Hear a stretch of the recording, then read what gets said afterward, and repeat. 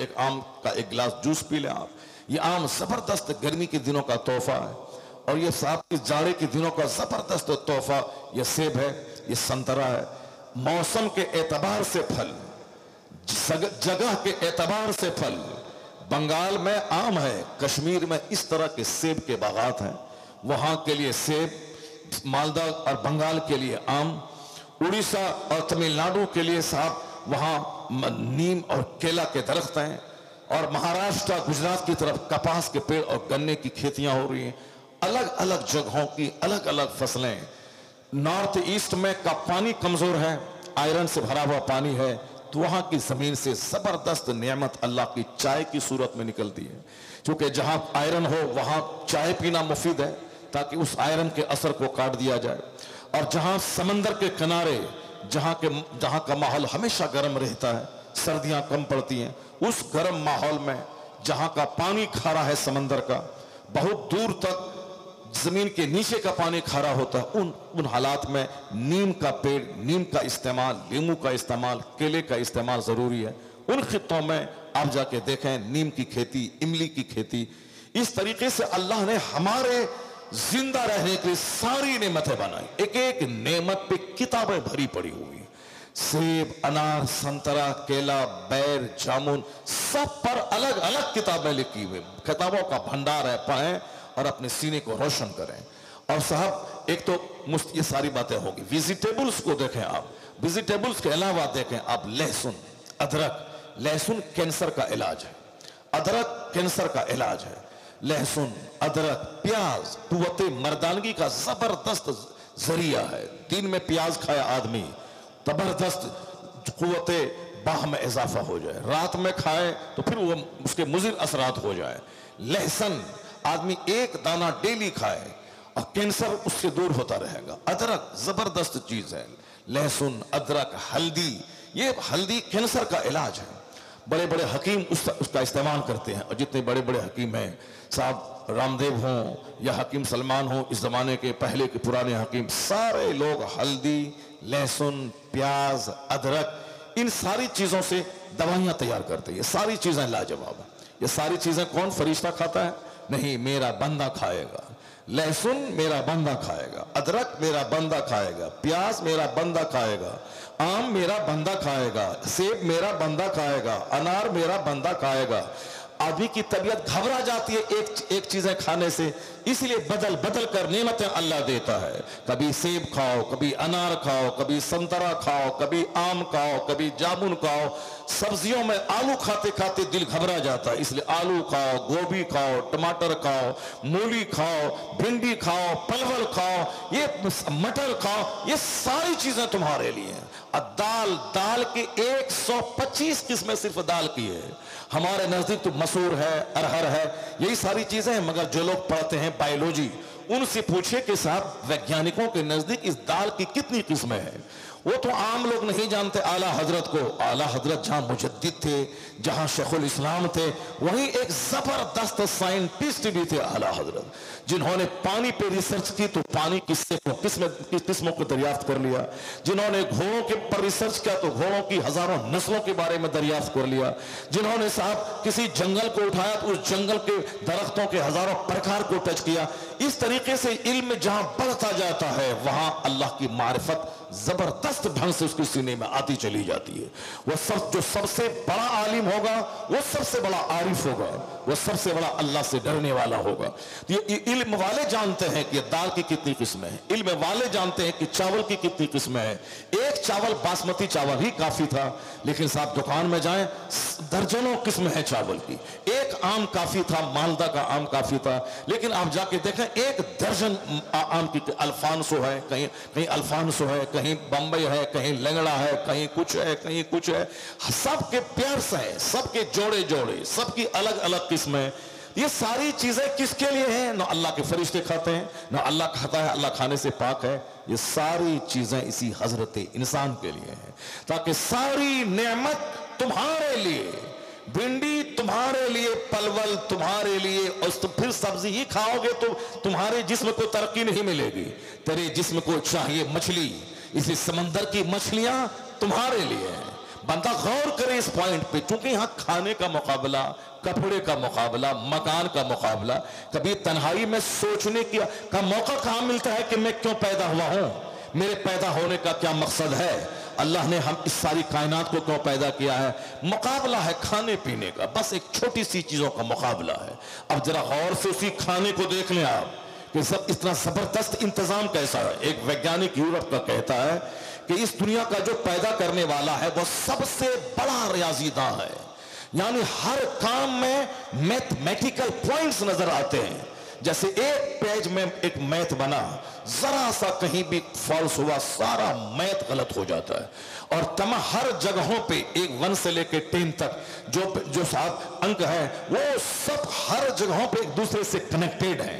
कहीं भी जरा सा भी बिगाड़ पैदा हुआ तो सारा मैथ गड़बड़ हो जाएगा। वो कहते हैं जब मैं दुनिया को देखता हूं, आसमान का सिस्टम, जमीन का सिस्टम, फ्रूट्स का सिस्टम, सूरज और चांद के उगने का सिस्टम, रात और दिन के तब्दील होने का सिस्टम, वो कहता है ये सारा निजाम बताता है एक जबरदस्त रियाजी के जानने वाले ने इस कायनात की तख्लीक की है। उन्होंने अपने हिसाब से कहा वो जबरदस्त सिस्टम। और कुरान क्या कहता है, सब्बिहिस्म रब्बिकल आला अल्लज़ी खलक़ फसव्वा वल्लज़ी क़द्दरा फहदा वल्लज़ी अख़रजल मरआ फजअलहु गुसाअन अहवा। अल्लाह कहता है पाकी बयान करो रब्बे आला की, जिसने चीजों को पैदा किया और सबों को एक अंदाजे पे रखा है। उसी को यूरोप का वैज्ञानिक मैथमेटिकल सिस्टम कहता है। जैसे मैथ एक सिस्टम से बनता है, उसी तरह दुनिया की सारी चीजें एक अंदाजे से हैं, एक सिस्टम से हैं। और उसका बयान कुरान शरीफ में आया है, वल्लज़ी क़द्दरा फहदा, जिसने हर चीजों को पैदा करके एक अंदाजे पे रखा है। आसमान और जमीन की जितना डिस्टेंस है, और फिर एक आसमान से दूसरे आसमान का जितना डिस्टेंस है, जमीन की जो 7 तहें हैं, हर तहों का जो डिस्टेंस है, बीच में जो स्पेस है, उन सबों को देखने के बाद ऐसा लगता है कि ये दुनिया अब बस बेकार नहीं, एक जबरदस्त सिस्टम है दुनिया में। यहां तक कि जंगलों के प्रकार, यहां तक कि समंदरों 7 समंदर है, 7 आसमान है, 7 जमीन है। ये सारा सिस्टम क्या बताता है, ये 7 का अदद, कहीं 4 का अदद, कहीं 70 का अदद, ये सब क्या बताता है। कुरान शरीफ में जितनी जगहों पे जहन्नम का चर्चा हुआ है, उतनी जगहों पे जन्नत का चर्चा हुआ है। अगर कुरान शरीफ में एक से जगह जन्नत का जिक्र हुआ है तो समझ लें कि एक से जगह जहन्नम का जिक्र हुआ है। कुरान शरीफ में एक से जगह अगर साहब क्या है कि अजाब का जिक्र हुआ है तो एक से जगहों पे रहमत का जिक्र हुआ। वो कहते हैं कि मैथमेटिकल सिस्टम है दुनिया में। तो किसको क्या ऐसे ही इत्तेफाक से दुनिया बन गई है, इत्तेफाक बाई चांस दुनिया बन गई, इत्तेफाक से एक्सीडेंटल चीजें हैं ये? नहीं, ये सारा सिस्टम बताता है कि कायनात का कोई बनाने वाला है, कोई खालिक है। जब बनाने वाला है तो हमें क्यों बनाया है? हमारे जीने के लिए रात बनाया है उसने, ताकि रात में 8 घंटे में आराम करूं, और हमारे जीने के लिए दिन बनाया है ताकि मैं दिन में सूरज की रोशनी में काम करूं। ये चांद काफी था, ये सितारे क्यों है? ये सितारे काफी हैं, सैयारे क्या है? या दिन का सूरज क्या है? सितारों की गर्दिश का जो महल है और गर्दिश का जो रास्ता है, ये क्या है? चाहे दुनिया में आंधी आए या तूफान, सूरज अपने वक्त पे निकलता है, अपने वक्त पे डूबता है। यह चांद है, एक दिन तमाम होता है चांद 14वीं शब में, बाकी जिस दिन वह डूबता है बिल्कुल सूखी हुई टहनी की मानिंद बारीक होता है, और जिस दिन वह निकलता है उसी खजूर की सूखी हुई टहनी की मानिंद वह बारीक रहता है। जवान सिर्फ एक दिन होता है। उस चांद का सफर 1 तारीख से शुरू होकर 30 तारीख तक चलता है, और एक दिन जवान होता है। 14 तारीख तक यह बढ़ता रहा, 14 के बाद घटता रहा, यहां तक कि वह अपनी पहली मंजिल पे पहुंच गया। कौन है जो चांद पे गौर करेगा? कौन है जो सूरज के सिस्टम पे गौर करेगा? कौन है जो रात और दिन की तब्दीली पे गौर करेगा? अल्लाह ने क्या कहा, इन्न फी खल्क़िस समावाति वल अर्द वख्तिलाफिल लैलि वन नहार लआयातिल लिउलिल अलबाब अल्लज़ीना यज़्कुरूनल्लाह क़ियामन व क़ुऊदन व अला जुनूबिहिम व यतफ़क्करूना फ़ी ख़ल्क़िस समावाति वल अर्द रब्बना मा ख़लक़्त हाज़ा बातिला सुब्हानका फ़क़िना अज़ाबन नार। इस आयत करीमा में अल्लाह फरमाता है undoubtedly, doubtless, in the creation of the heavens and the earth, जमीन आसमान की पैदाइश में, in the changing of the night and day, रात और दिन के बदल बदल के आने में, अक्लमंदों की आंख खुलने की बात है, बेवकूफों की नहीं, अहमकों की नहीं। वह लोग जो दूसरों का मुंह देखें वो अहमक है, वह लोग जो सिर्फ बाजार की रौनक देखें वो अहमक है, वह लोग जो सिर्फ कपड़े का मुकाबला करें वो अहमक है, वह लोग जो खाना खाएं पाखाना करें उसके अलावा अपना कोई मकसद हयात ही ना समझे वो अहमक है। ये दुनिया अहमकों से भरी हुई है। अक्लमंद गौर करें, अल्लाह कहता है अक्लमंद है वो जो जमीन आसमान की पैदाइश पे ध्यान लगाते हैं, अक्लमंद है वो जो रात और दिन की तब्दीली पे ध्यान लगाते हैं, अक्लमंद है वो जब वो गौर करते हैं आसमान जमीन पे तो अपनी पैदाइश नजर आती है कि मैं क्यों पैदा हुआ हूं। सर से लेके पांव तक ये करोड़ों सिस्टम जो अंदर में है, ब्रेन का सिस्टम, हार्ट का सिस्टम, लंग्स का सिस्टम, ये सब बोन का सिस्टम या ब्लड का सिस्टम, जरा सा ब्लड सर्कुलेशन रुक जाए तो 50 करोड़ रुपए खर्च करके बंदा उस ब्लड को बदन में डालता है, फिर भी नहीं जिंदा रहता है, मर जाता है। जरा सा ब्रेन की एक रग दब जाए, 50 करोड़ खर्च करने के बाद बंदा नॉर्मल पोजीशन में नहीं आता है, वो हमेशा जिंदगी भर पागल ही रहता है। ये ब्रेन में हजारों लाखों रगों का सिस्टम, ये ब्रेन का सिस्टम अलग, आईज का सिस्टम अलग, ये ईयर्स का सिस्टम अलग, ये नोज का सिस्टम अलग, ये जबान का सिस्टम अलग, ये दांत का सिस्टम अलग। क्या समझते हैं एक दांत अगर रियल में खत्म हो जाए तो 50 लाख खर्च करने के बाद ओरिजिनल दांत नहीं मिलता, वो मसनूई आर्टिफिशियल दांत मिलते हैं। अगर आंख की बीनाई अंदर से सूख जाए तो 50 करोड़ रुपए खर्च करने के बाद बीनाई लौट के नहीं आएगी। पर्दा पड़ गया, पर्दे का ऑपरेशन हो गया, छाला पड़ गया, छाले का ऑपरेशन हो गया। अंदर की रगें जिंदा हैं तो बस छाला हटा दो, मोतियाबिंद का ऑपरेशन कर दो, साहब ऑपरेट कर दो, फिर बीनाई थोड़ी सी बढ़ जाएगी। लेकिन अंदर की रगें अगर सूख जाएं कोई ऑपरेशन कामयाब ना होगा। शंकर नेत्रालय जवाब नहीं उसके पास। अमेरिका का साहब न्यूयॉर्क का सबसे बड़ा हॉस्पिटल, इसका इलाज उसके पास नहीं है, क्योंकि अंदर की रगें ही जब सूख जाएं फिर तो कोई ऑपरेशन काम नहीं करेगा। ये आंख का सिस्टम, जबान का सिस्टम, ये खाना खाने का सिस्टम, खाना के पचाने का सिस्टम, ये साहब एक तरफ पेशाब निकलने का सिस्टम, एक तरफ पाखाना निकलने का सिस्टम, एक तरफ ब्लड बनने का सिस्टम, और औरतों में एक तरफ दूध बनने का सिस्टम, जानवरों में एक तरफ वही एक घास जानवर खाता है, उस घास के खाने के बाद जब वह पेट में जाता है और मशीन चलती है अंदर की, और जब वह घास पचती है तो फिर उसी में से कहीं एक तरफ गोबर निकलता है और एक तरफ से पेशाब निकलता है, एक तरफ से ब्लड बनता है, और उसी गोबर, उसी ब्लड, उसी पेशाब के बीच से एक सफेद साफ और शफाफ किस्म का दूध निकलता है जो हेल्दी सेहत बख्श दूध है। वैज्ञानिक जब उस पर गौर करते हैं, क्योंकि हमको तो खाने पीने से फुर्सत ही नहीं है कि आलिमों के पास आके बैठें, अपनी पैदाइश के बारे में दरियाफ्त करें, कायनात और यूनिवर्स की सच्चाई के बारे में बात करें। जो आदमी इस काम में लगा रहेगा वो झगड़े से बचा रहेगा, जो इस काम में लगा रहेगा उसका दिमाग फालतू चीजों में लगने से बच जाएगा। घर में लड़ाई है औरतों की, क्यों? मकसद हयात पे नजर नहीं है। समाज में लड़ाई है पड़ोसी पड़ोसी की, क्यों? मकसद हयात पे नजर नहीं है। यहाँ लड़ाई झगड़े हैं बाजार में, क्यों? वो एक फालतू चीज, जमीन, मकान, कपड़े, दुकान, एक बालिश जमीन के लिए केस मुकदमा चल रहा है। फालतू बातों में ये मुंह फुला के बैठा है, वो मुंह फुला के बैठा है। अब लोग अखबार पढ़ रहे हैं, कुरान नहीं पढ़ रहे, जाहिर सी बात है जंग तो होगी। जो असली चीज है उसको नहीं पढ़ते। एक इलाज है तमाम इख्तलाफात से बचने का कि बंदा अखबार, नॉवेल, अफसाना, फिक्शन वो छोड़ दे, सिर्फ कुरान पाक की तरफ रुजू करे। जब फोकस कुरान की तरफ देगा तो छोटे छोटे मसले का हल ऐसे ही निकल जाएगा, तमाम इख्तलाफात का खात्मा हो जाएगा, और बंदा को आज फजूल टाइम है लड़ाई झगड़ा करने का, मोबाइल मल्टीमीडिया सोशल मीडिया में साथ टाइम बर्बाद करने का। चूंकि कुरान की तिलावत का मजा नहीं चखा है, कुरान पाक पे रिसर्च करने का लुत्फ नहीं मिला है, इसीलिए वो सोशल मीडिया पे लगा हुआ है। कोई एक बात कहा, अब कोई कमेंट कर रहा है, कोई दूसरा कमेंट कर रहा है, कोई तीसरा कमेंट कर रहा है। ये कमेंट का एक तूफान लगा हुआ है हर तरफ, चूंकि असल मकसद से दिमाग हटा हुआ है। नतीजे में फजूलियात के लोग माहिर हो गए। अब कुरान क्या कहता है? जमीन आसमान की पैदाइश पे गौर करता है अक्लमंद, जिसके पास अक्ल सलीम है। रात रात और दिन की तब्दीली पे रिसर्च करता है अक्लमंद, जिसके पास अक्ल सलीम है। अब अक्ल सलीम किसको है? अल्लज़ीना यज़कुरून अल्लाह क़ियामन व क़ुऊदन व अला जुनूबिहिम। अक्लमंद है वो जो खड़े होकर अल्लाह को याद करता है, जो झुक के अल्लाह को याद करता है, जो लेटे हुए अल्लाह को याद करता है। व यतफ़क्करून फ़ी ख़ल्क़िस समावाति वल अर्द, and they consider in the creation of the heavens and the earth।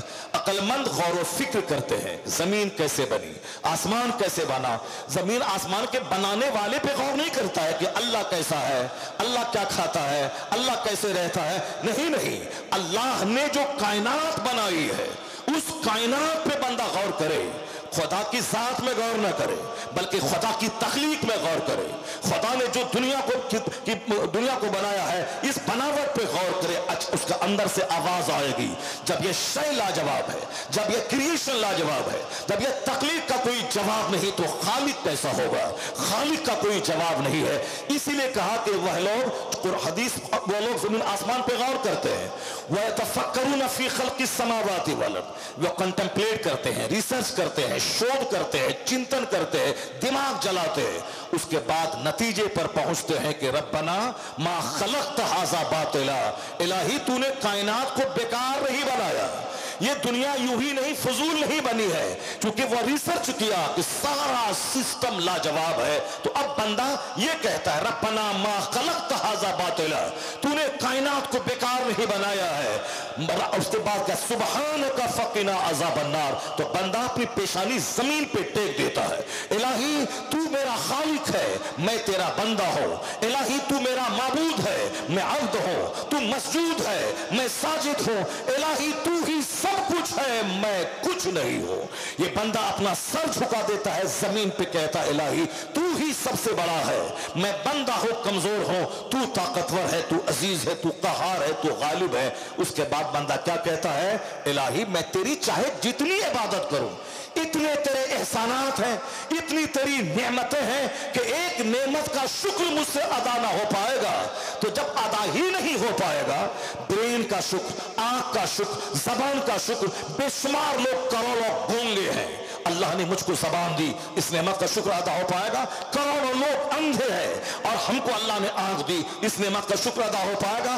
करोड़ों लोग पागल हैं, अल्लाह ने हमें ब्रेन अता किया, इस नेमत का शुक्र अदा होगा। करोड़ों लोग लूले लंगड़े अपाहिज गूंगे हैं, अल्लाह ने हमें हाथ दिया, अल्लाह ने चलने के पांव दिया, इस नेमत का शुक्र अदा होगा।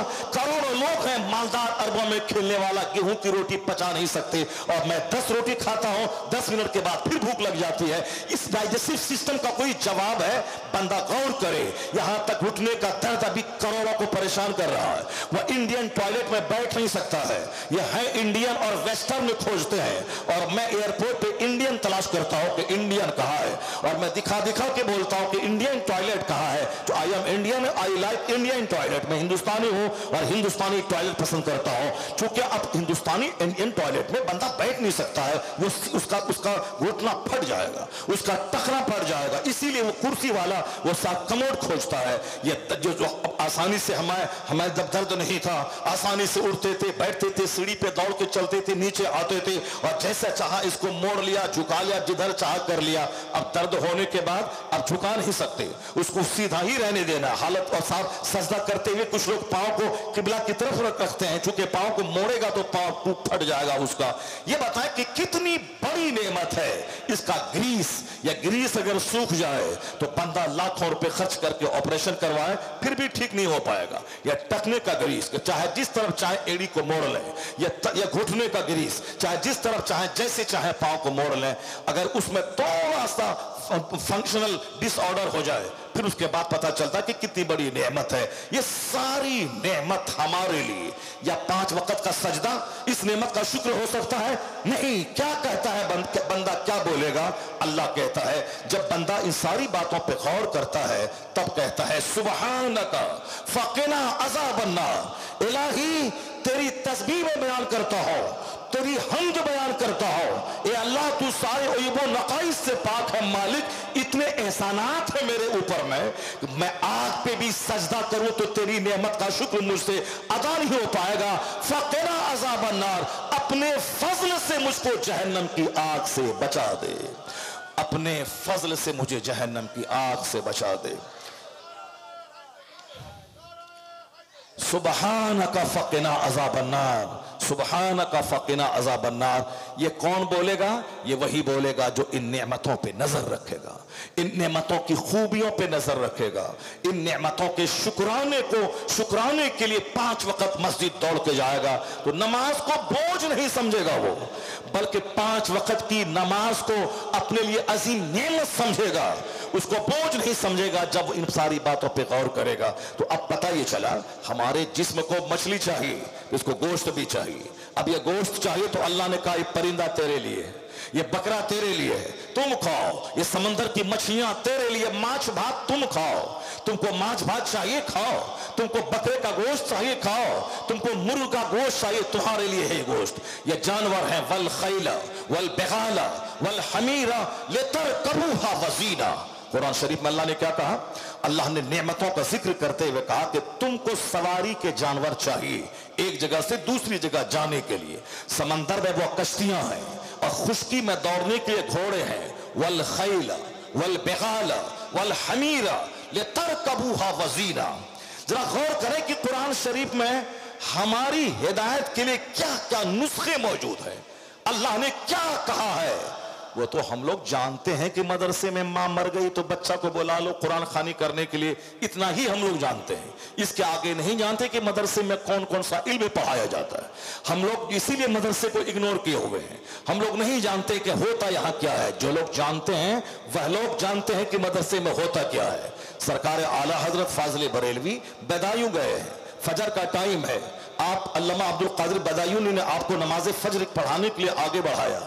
आला हजरत फाजिल बरेलवी ने नमाज पढ़ाई। फजर में लंबी क़िरात होनी चाहिए, बिल्कुल उसलिए आपने मसनून तरीके पे लंबी क़िरात की। जब सलाम फेरा सारे नमाजियों को लगा कि सूरज निकल गया है, सारे लोगों ने पूरब की तरफ देखना शुरू किया। आला हजरत समझ गए कि मुख्तदी को इस्तराब और बेचैनी है कि कहीं सूरज निकल तो नहीं गया है। मगर उस मुसल्ले पे बैठकर इमामत करने वाले मेरे शेख क्या कहते हैं, आप लोग घबराए नहीं, अभी सूरज के निकलने में 3 मिनट 48 सेकंड बाकी है। 3 मिनट 48 सेकंड बाकी है। ये कौन बोल सकता है 3 मिनट? ये तो समझ में आता है 48 सेकंड। आला हजरत सूरज को देखकर अपनी घड़ी की सुई मिला लेते थे और दूसरे की घड़ी से टाइम मिलाते तो 1 सेकंड का फर्क न होता था। यह कौन सा इल्म था? यह इल्म फल्कियात या इल्म नजूम, जिसको अंग्रेजी में एस्ट्रोलॉजी और एस्ट्रोनॉमी कहते हैं। यह सारा इल्म मदरसे की चटाई से दुनिया को मिला है। ये मदरसा है जो नॉलेज और विजडम का एक सबसे बड़ा रिसोर्स है। इसी मदरसे ने दुनिया को बताया। चूंकि हमको खाने पीने मकान का मुकाबला करने ग्रेनाइट और मार्बल से फुर्सत कहां है कि हम मदरसे में आके देखें मदरसे में होता क्या है।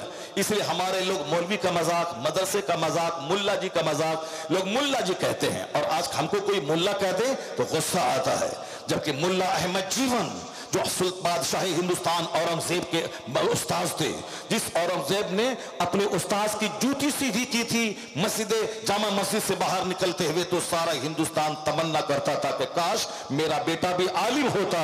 जो सम्मान मुल्ला जीवन को मिला है वो सम्मान मेरे बेटे को मिल गया होता। जब आलिमों को इज्जत दी जाती है तब आलिम बनाने का शौक पैदा होता है, और जब आलिमों की जैसी की तैसी की जाती है उसको मोहताज बना के रखा जाता है। गुंडों, लुच्चों, लफंगों, चोरों, डकैतों, हथियारों से दोस्ती है और इनसे नफरत है। डकैत को सलाम करना है मगर ये मौलवी साहब को सलाम नहीं करना है। डकैत के सलाम का जवाब देना है मगर मौलवी साहब से नफरत करनी, कुछ मांग न ले, कुछ सवाल न कर दे, फितरा न मांग ले, ज़कात न मांग ले, खैरात न मांग ले, जलसे का चंदा न मांग ले। इसलिए हम लोगों ने अपनी छवि बना दी है मांगने वाले की। अब छवि जब बना दी है तो सामने वाला बंदा हमारा चेहरा देख के भागता रहता है। हमारा काम है फितरा लाओ, ज़कात लाओ, कुर्बानी लाओ, उश्र लाओ, निस्फ उश्र लाओ, चल चंदा लाओ। जब चंदा ही मांगने के लिए हम पैदा हुए तो लोगों को हमसे डर लगने लगा है, हमें डर लगने लगा। ये सारा काम था कमेटी के लोगों का। एक सदर बनता, सेक्रेटरी बनता, वो उश्र कलेक्शन करता, वो ज़कात कलेक्शन करता, वो कुर्बानी की खाल जमा करता। बाकी जो आलिम है उसको कहा जाता मसनद पर आप बैठो और बंदों को, बच्चों को कुरान पढ़ाओ। मसनद पे बैठो, बच्चों को हदीस पढ़ाओ, मसलब पे बैठो, इस्लाम सिखाओ, इनको मानी, बदी, मंतिक, फलसफा, नहव, सर्फ, जो सारे उलूम है सब इनको सिखाओ। तुम्हारा काम है इल्म बांटना, मेरा काम है तेरा मैनेज करना। मैं मैनेजर हूं, मैं मैनेज करूंगा कि मकान कैसे बनेगा, बच्चे खाना कैसे खाएंगे, पढ़ाने वाले की तनख्वाह कहां से होगी। हम मैनेजर हैं, मैनेज हम करेंगे। और आप टीचर हैं, आपको टीचिंग करना है, आपको पढ़ना है, मताना करना है, बच्चों को पढ़ाना है। ये सारा काम जब तक था तब बादशाह आलिम के पास आते थे, उनके दरसगाह में बैठते थे, बादशाह उनकी जूती सीधी करते थे, अपने बेटों को वजू कराने के लिए भेजते थे कि एक हाथ से पानी डालना है और दूसरे हाथ से अपने उस्ताद के पांव को मलना है। खलीफा हारून रशीद जो बगदाद का बादाद बादशाह था, अब आधी जमीन पे जिसकी हुकूमत थी, उसने अपने बच्चों को अपने उस्ताद की खिदमत का यह तरीका सिखाया। और जब बादशाह वक्त आलिमों का एहतराम करते हैं तो आम लोगों के दिल में भी एहतराम आलिमों का बैठ जाता है। और आजकल हमने छवि बना ली मांगने की, इसीलिए आप हमसे दूर हो गए, जबकि हमारी छवि थी जलसों में अम्र बिल मारूफ करो, जुमा के खिताब में अम्र बिल मारूफ करो, ईद और बकरीद में अम्र बिल मारूफ करो, दरसगाहों में बैठकर बच्चों को पढ़ाओ, आपके उलझे हुए मसाइल का हल मैं दूं, दारुल इफ्ता में मैं बैठूं, दारुल कज़ा में मैं बैठूं, मैं कोर्ट का जस्टिस बन के रहूं, मैं एक मुफ्ती बन के रहूं, मैं एक मुदर्रिस बन के रहूं। खाने की तकलीफ हो रहे, पहनने की तकलीफ हो रहे, मकान की तकलीफ हो रहे, मेरा काम है नमक रोटी खा के दिन की बातें बताना। उस वक्त में बादशाह आते थे, लेकिन जब से मैनेजर बन गए वो कि साहब पढ़ाना भी तुमको है, चंदा भी तुम्ही को करना है, अगहनी तुमको वसूली करनी है, अगहन के मौसम में तुमको जाना है, और हम हाथ न पांव मैला हो, हमको सिर्फ सूखी सरदारी करनी है, तुमको पैसा ला के मेरे पास देना है और चंदा तनख्वाह मांगने के लिए तुमको मेरे पास आना है। जुमा के दिन मस्जिद का चंदा मुसलमान दे और ये सेक्रेटरी साहब उसको गिन लाए और फिर इमाम साहब उसके पास तनख्वाह मांगने के लिए जाए और उसमें भी आंख दिखाए और 2-4 घंटे की देरी करे। ये पब्लिक का पैसा देने में इतना दर्द होता है, लेकिन जिस दिन वो सेक्रेटरी अपना पैसा देता तो न जाने इमाम साहब को क्या गत कर देता। तो ये बातें इसलिए हो गई कि चूंकि हम लोगों ने अपना सिस्टम उल्टा पुल्टा कर लिया, नतीजे में आपको हमसे वहशत होने लगी, जबकि आपको हमसे उनसियत होनी चाहिए, आपको मेरे पास दीन सीखने आना चाहिए, आपको हमारे पास जन्नत जाने का फॉर्मूला सीखने के लिए आना चाहिए। तो आलिम और अवाम के दरमियान का कनेक्शन जुड़ा रहना चाहिए। अब जरा गौर से सुनिए, इस मदरसे में होता क्या है, इस मदरसे में क्या होता है, इस मदरसे में कौन सा इल्म है। वल खैला वल बेगाला वल हमीरा ले तरकबूहा वजीना। चूंकि अल्लाह की नेमतों का चर्चा चल रहा है, ये सारी नेमत हमारे लिए, आसमान, जमीन, सूरज, चांद, सितारे, वेजिटेबल्स, ड्राई फ्रूट्स, ये कॉर्न, सारी चीजें हमारे लिए है, ये जानवर हमारे लिए, सवारियां हमारे लिए, सारी नेमतें हमारे लिए। तब सवाल होगा मैं किस काम के लिए? जब बंदा इस पर गौर करेगा तब जवाब मिलेगा, फिर बंदा उस जवाब से सेटिस्फाइड होकर अपना काम उसी पैटर्न पे, उस सांचे में ढालने की वो कोशिश करेगा, उसी अपने काम की तरफ, असल काम की तरफ बंदा मुतवज्जे होगा। क्योंकि हमारे घर में चर्चा खाने पीने का है, हमारा बच्चा भी खाने पीने वाला पैदा हो रहा है। कब हमने जन्नत की कहानी बताई, कब हमने जहन्नम की कहानी सुनाई, कब हमने उसको आलिम दीन की फजीलत बताई, कब हमने कुरान और हदीस की बातें बताई, तो हमने इंजीनियरिंग, मेडिकल कॉलेज, दारोगा, मास्टर, टीचर, सरकारी नौकरी, पॉलिटिक्स, राजनीति, सभासद, घर प्रधान, समिति, यही सारी चीजें बनना था। हमारे बच्चों के दिमाग में मेरी बातें सुन सुनकर एक जुनून चढ़ गया है। नमाज कौन पढ़ेगा इस जमाने में? हमें प्रधान बनना है, हमें मुखिया बनना है, हमें समिति बनना है, हमें साफ वार्ड काउंसिलर बनना है, हमें सांसद बनना है, हमें विधायक बनना है। कौन मौलाना मौलवी बनने के लिए जाए? हमें मास्टर बनना है, हमें दारोगा बनना है, हमें डॉक्टर बनना है, हमें इंजीनियर बनना है, खूब अच्छा से कमाना है, मकान बनाना है, अच्छी गाड़ी खरीदनी है, उसके बाद बुढ़ापे में 1 दर्जन बीमारी में घिर जाना है, फिर अचानक मौत आई, मर के कब्रिस्तान चले जाना है। मरने के बाद क्या होगा? ये तो 100 साल की छोटी सी दुनिया, 1 सेकंड वाली, इसके लिए 25 साल मेहनत करना, उसके बाद 30-40 साल नौकरी करना, उसके बाद फिर मर जाना। इसके लिए इतना ब्रेन लगाना है, कैसे पढ़ें, कैसे लिखें, 18 घंटे स्टडी करें, कौन सा इल्म सीखें कि IAS निकाल दें, IPS निकाल दें, नीट निकाल दें, फला एग्जाम निकाल दें, डॉक्टर बन जाए। सारा बात, सारी एनर्जी इसी 2 पैसा कमा के 2 रोटी खाने पर फोकस हो गई। जहां मरने के बाद जाना है उस दुनिया की बात कौन करेगा? ना बाप ने सिखाया, ना मां ने सिखाया, ना कभी आलिम के पास आके बैठे। ये दुनिया के 100 साल 1 सेकंड, और जहां मर के पहुंचे वहां एक नई दुनिया का जब आगाज होता है, वहां का एक दिन 50,000 साल के बराबर है दुनियावी गिनती के हिसाब से। तो अब ये बातें बाप ने कभी सुनाया ही नहीं। तो बच्चा घड़ी के पीछे पागल है, बाइक के पीछे पागल है, बच्चा स्कूल के पीछे पागल है। बाप ने कभी जन्नत की बात नहीं बताई, बाप ने कभी जहन्नम की बात नहीं बताई। ये बच्चियां हमारी भागती रहेंगी खैरों के साथ।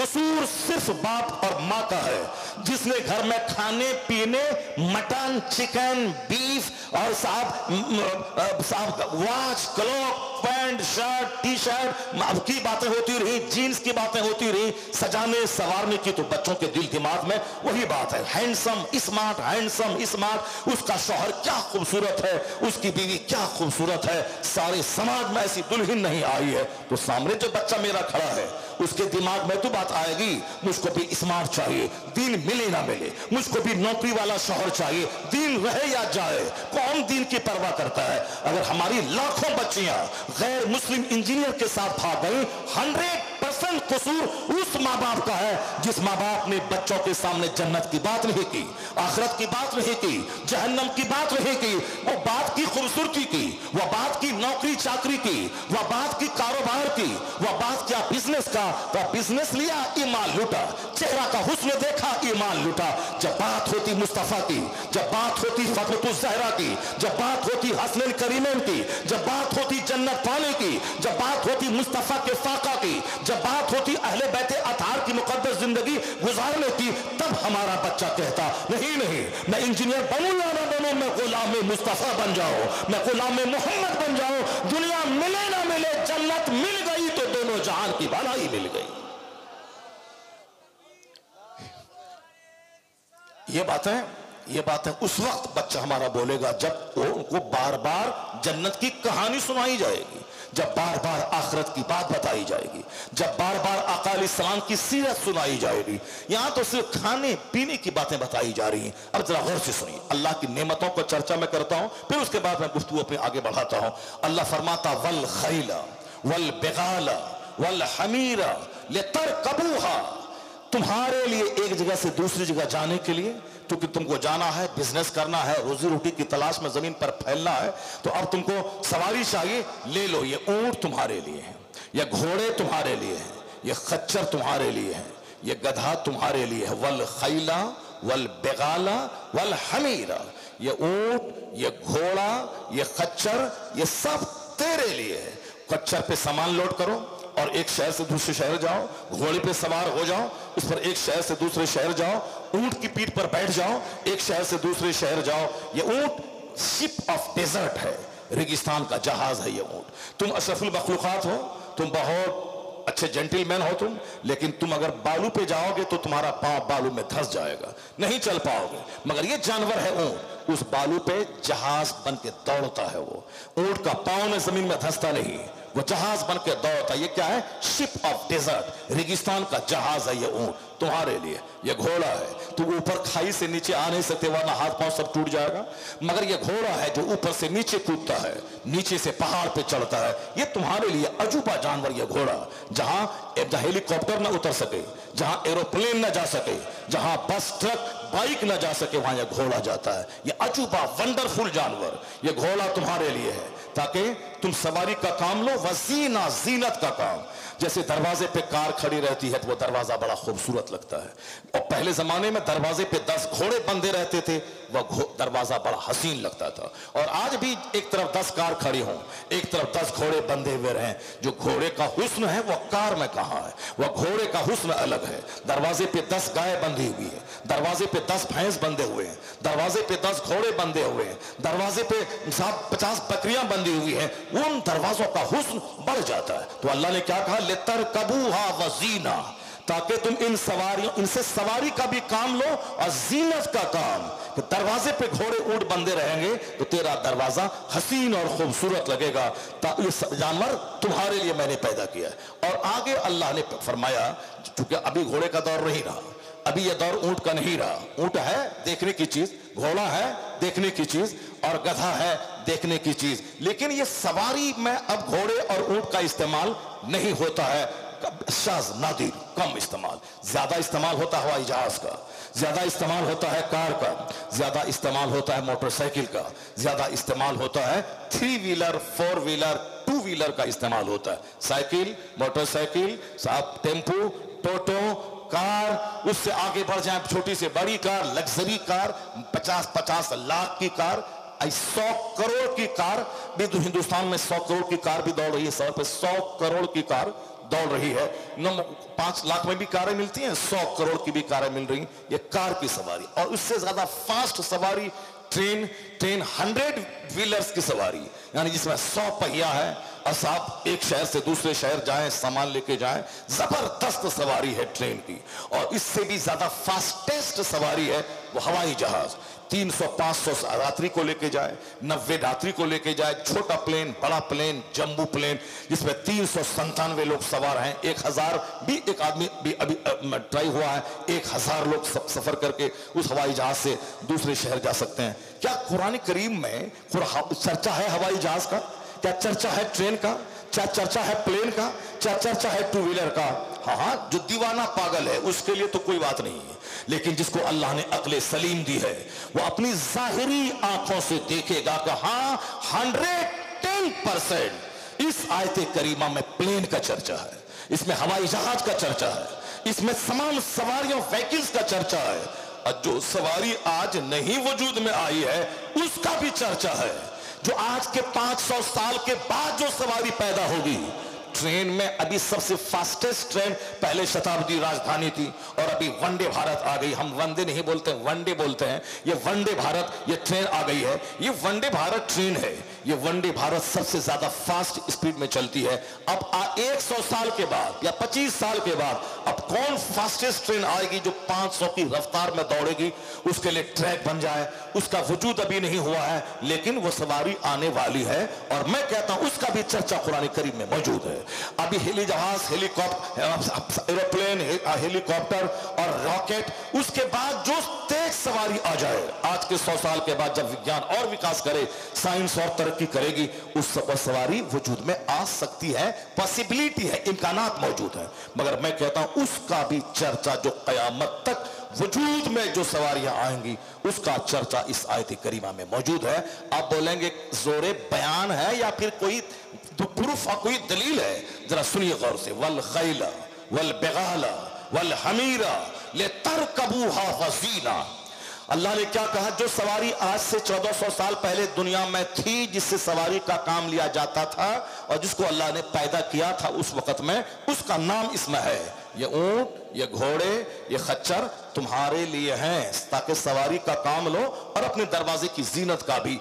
अब आगे अल्लाह फरमाता वयख्लुकु मा ला तालमून, वयख्लुकु मा ला तालमून। पढ़े लिखे लोग हैं आप लोग।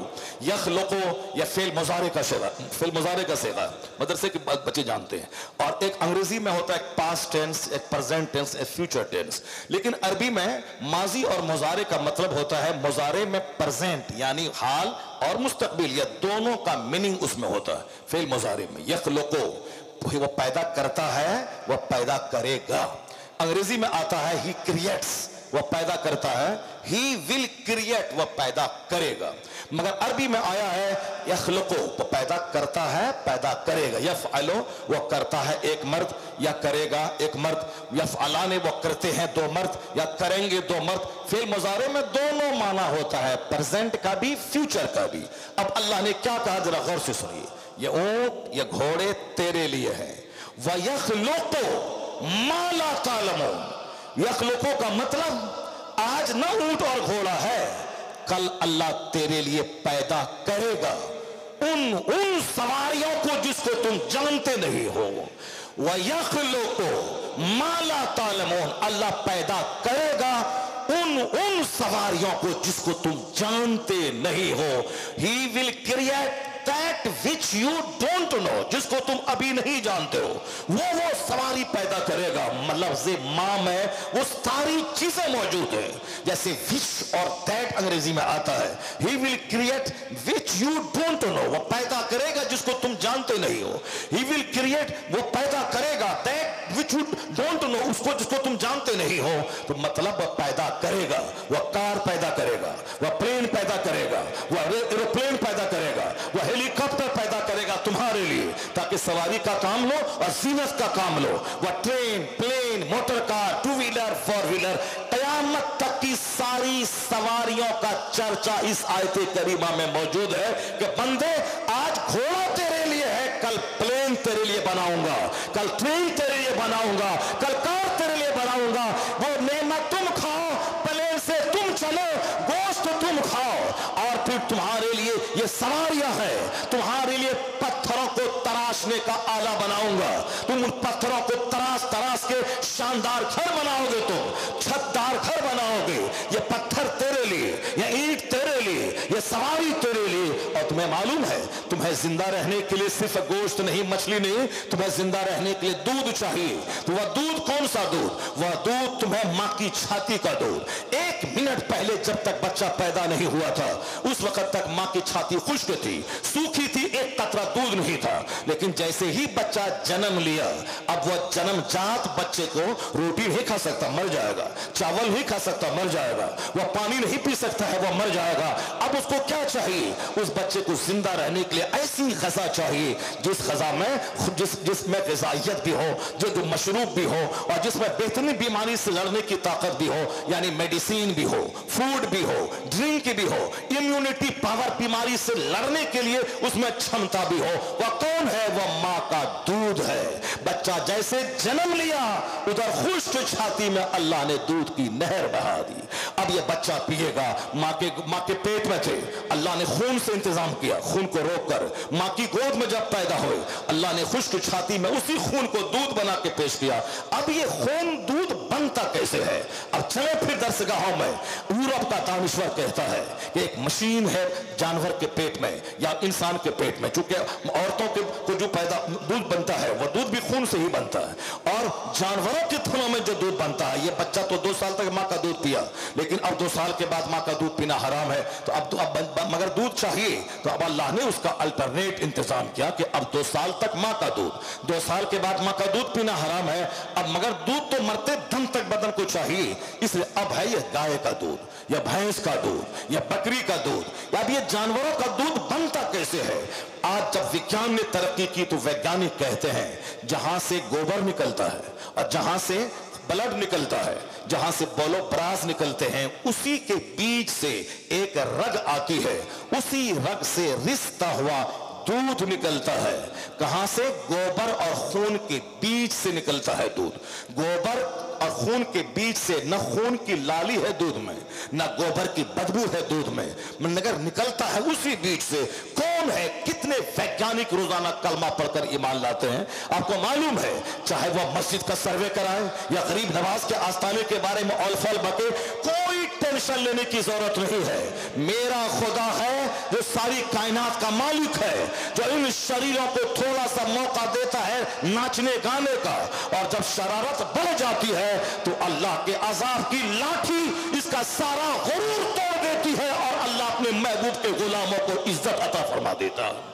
ये 1400 साल में ही देखता हुआ आ रहा हूं। ये हमारी बदअमली की सजा है कि मेरी मस्जिदों का सर्वे हो रहा है और उसका केस लिया जा रहा है, उसके हमारे खिलाफ फैसले दिए जा रहे हैं। इसका कोई इलाज नहीं निकलेगा प्रोटेस्ट करने से। न प्रोटेस्ट करने से कुछ होगा, न कानून पढ़ने से कुछ होगा, न अपने बेटे को लायर और एक बैरिस्टर बनाने से कुछ होगा, कुछ नहीं होगा। न पत्थर चलाने से कोई फायदा होगा। पत्थर चलाओगे तो अपने से वह गोली से भून देगा और मस्जिद अपनी जगह रहेगी और तुम्हारे बेटों की जान चली जाएगी। न प्रोटेस्ट से काम चलेगा, न पत्थर खाने से काम चलेगा। एक काम है, मस्जिद में ये दिन देखने को क्यों पड़ा? ये शरीर किस्म के लोग जो अपना मकसद हयात नहीं जानते हैं, जिनको आखिरत पर विश्वास नहीं है, जो अल्लाह ने इसको पैदा किया है, ये बंदा होकर रब्बे करीम की इबादत गाहों को जहां खुदा की इबादत की जाती है उसके लिए नापाक प्लान बना रहा है। ये शरीर क्या क्या जाने, वो शरीर है इसलिए शरारत का पुतला वो शरारत कर रहे हैं, उसको क्या मालूम है। मगर हम ये जान रहे हैं कि मेरा खुदा जिसकी मैं इबादत करता हूं, मैंने उस मस्जिद को कैसे वीरान किया। या आज सर्वे करेगा, मस्जिद को तोड़ देगा, मगर हमने अपने मोहल्ले की मस्जिदों को वीरान किया। 1000 की आबादी है, 999 लोग घर में सोए हैं, एक दांत टूटा हुआ बूढ़ा वो मस्जिद में पहुंचा हुआ है। बाजार आबाद है, क्लब आबाद है, सिनेमा हॉल आबाद है। 3 घंटे बैठकर रुपया देकर जो आंख का जना करता रहा सिनेमा हॉल में, नीम बरहना और नंगी औरतों का तमाशा आंख से देखता रहा और अपनी आंखों को सेकता रहा। उसे मालूम है कि 3 घंटा कितना वैल्यू रखता है। उसे मालूम है कि पैसा खर्च करके 3 घंटे बैठकर गुनाह किया गया, ये वही करता है जिसको जुमा के दिन 10 मिनट तकरीर ताखीर हो तो इमाम के भगाने का प्लान बनाता है, जिसको साहब मदरसे में तो छुट्टी लेट से हो सब मदरसे को बंद करने का प्लान बनाता है, साहब मस्जिदों में अगर किरात लंबी हो जाए इमाम को भगाने का प्लान बनाता है। वो आदमी 3 घंटे पैसा देकर सिनेमा हॉल में बैठा कैसे रहा, जबकि एक मिनट कीमती है। 3 घंटे तक पैसा दे के गुनाह कमाता रहा, मस्जिदें वीरान होती रही। हमने उजाड़ा मस्जिदों को, हमने मस्जिदों को वीरान किया। ये तो आज एक झटका है हमारे लिए कि ये वीरान करते रहेंगे, आंख दौड़ाते रहेंगे, सर्वे करवाते रहेंगे। उससे पहले, प्रोटेस्ट से पहले, एहतजाज से पहले, पत्थर फेंकने से पहले, सड़क पे निकलने से पहले सबसे पहला काम है कि ये मस्जिदें नाराज हमसे है, इसलिए ये नाराजगी का इजहार ये काफिर हमारी मस्जिदों को गसब करने पे लगे हैं। तो अब सबसे पहला काम मुसलमान सच्ची तौबा करे और मस्जिदों को आबाद करे। जहां मस्जिदें आबाद होने लगेंगी, जो काम गम से नहीं निकलेगा वो काम सजदों से होता चला जाएगा, वो काम रूहानी ताकत से निकल जाएगा, वो काम रूहानी ताकत से निकलेगा। तुम मस्जिदों को वीरान किए, काफिर भी तेरी मस्जिदों को वीरान कर दिया, तो तुम दोनों तो बराबर ही हो गए। वो तुम्हारी मस्जिदों को तोड़ के वीरान किया और आपने अपनी मस्जिदों में सजदा न करके उसको उजाड़ दिया, उसको वीरान किया। मस्जिदों में मार्बल लगाने से मस्जिद खुश नहीं होती है। मस्जिदों में मीनार बनाया 150 फीट का मीनार, उससे अल्लाह ताला खुश नहीं होता है। मस्जिदें रहे मिट्टी की दीवार की, मस्जिदों की छत रहे घास वाली, मगर अगर मस्जिद नमाजों से भरी है तो वो मस्जिद खुशहाल है। वो मस्जिद दुआ करती है पूरी आबादियों के लिए, इलाही जिस तरह ये लोग मेरा पेट भरते हैं उसी तरह इनके घरों को तू खुशहाली अता फरमा दे। यहाँ वजू खाने हैं, टाइल्स मार्बल है, पैसे हैं, बहुत फालतू तरह तरह के पैसे आ गए। एक बंदा साहब लगा दिया 50 एसी, अब वो खुद नमाज नहीं पढ़ता, 50 एसी लगा दिया है। ऐसा नहीं होता है कि एसी लगा दें और हमारी फर्ज नमाज हमसे माफ हो जाए, नहीं होगा। 1 लाख एसी लगा दिए नफल है और अपनी नमाज पढ़ना यह फर्ज है। 1 करोड़ की मस्जिद बना दे यह फर्ज है, अपनी नमाज पढ़ना यह 1 करोड़ की मस्जिद बना दे यह नफल है और अपना सजदा करना यह फर्ज है। यह नमाज पंजगाना फर्ज आजम है। 1 करोड़ कंबल गरीबों में बांट दे यह नफल है। ज़कात का 100 रुपया यह फर्ज है। जब तक ये अदा नहीं होगा उस वक्त तक 1 करोड़ कंबल बांटने वाली नेकी हंग रहेगी, मुअल्लक लटकी भी रहेगी। यह नफल मुअल्लक रहता है जब तक बंदा फर्ज ना अदा करे। बंदा फर्ज है नमाज पढ़ना, मस्जिद में मार्बल टाइल्स एसी लगाना फर्ज नहीं है। वह एक अच्छा काम है, जैसे कि चावल और रोटी जरूरी है। अब सलाद पापड़ ये सारी चीजें क्या है, ये सारी उसकी हुस्न को बढ़ाने के लिए। अब रोटी और चावल ही नहीं रहे, अब पापड़ और सलाद खा के आदमी जिंदगी गुजारेगा। बेस है, बुनियाद है चावल और रोटी, अब उसी के जायके को बढ़ाने के लिए सलाद है और पापड़ है। उसी तरह से मकसद हयात है, मकसद तामीर मस्जिद है सजदा नमाज। अब नमाज ही नहीं है वो साहब मीनार बना रहा है, नमाज ही नहीं है वो ग्रेनाइट लगा रहा है, नमाज ही नहीं है वजू खाने में पत्थर चमका रहा है, नमाज ही नहीं है एसी लगा रहा है, सब बेकार हो जाएगा। नफल हंग रहेगा जब तक कि बंदा फर्ज ना अदा करे। ज़कात फर्ज है और ये कंबल बांटना लंगर खिलाना नफल है। नमाज पढ़ना फर्ज है और ये शबे कदर में जागना, शबे मेराज में जागना और शबे बारात में जागना ये नफल है, फर्ज नहीं है, नफल है।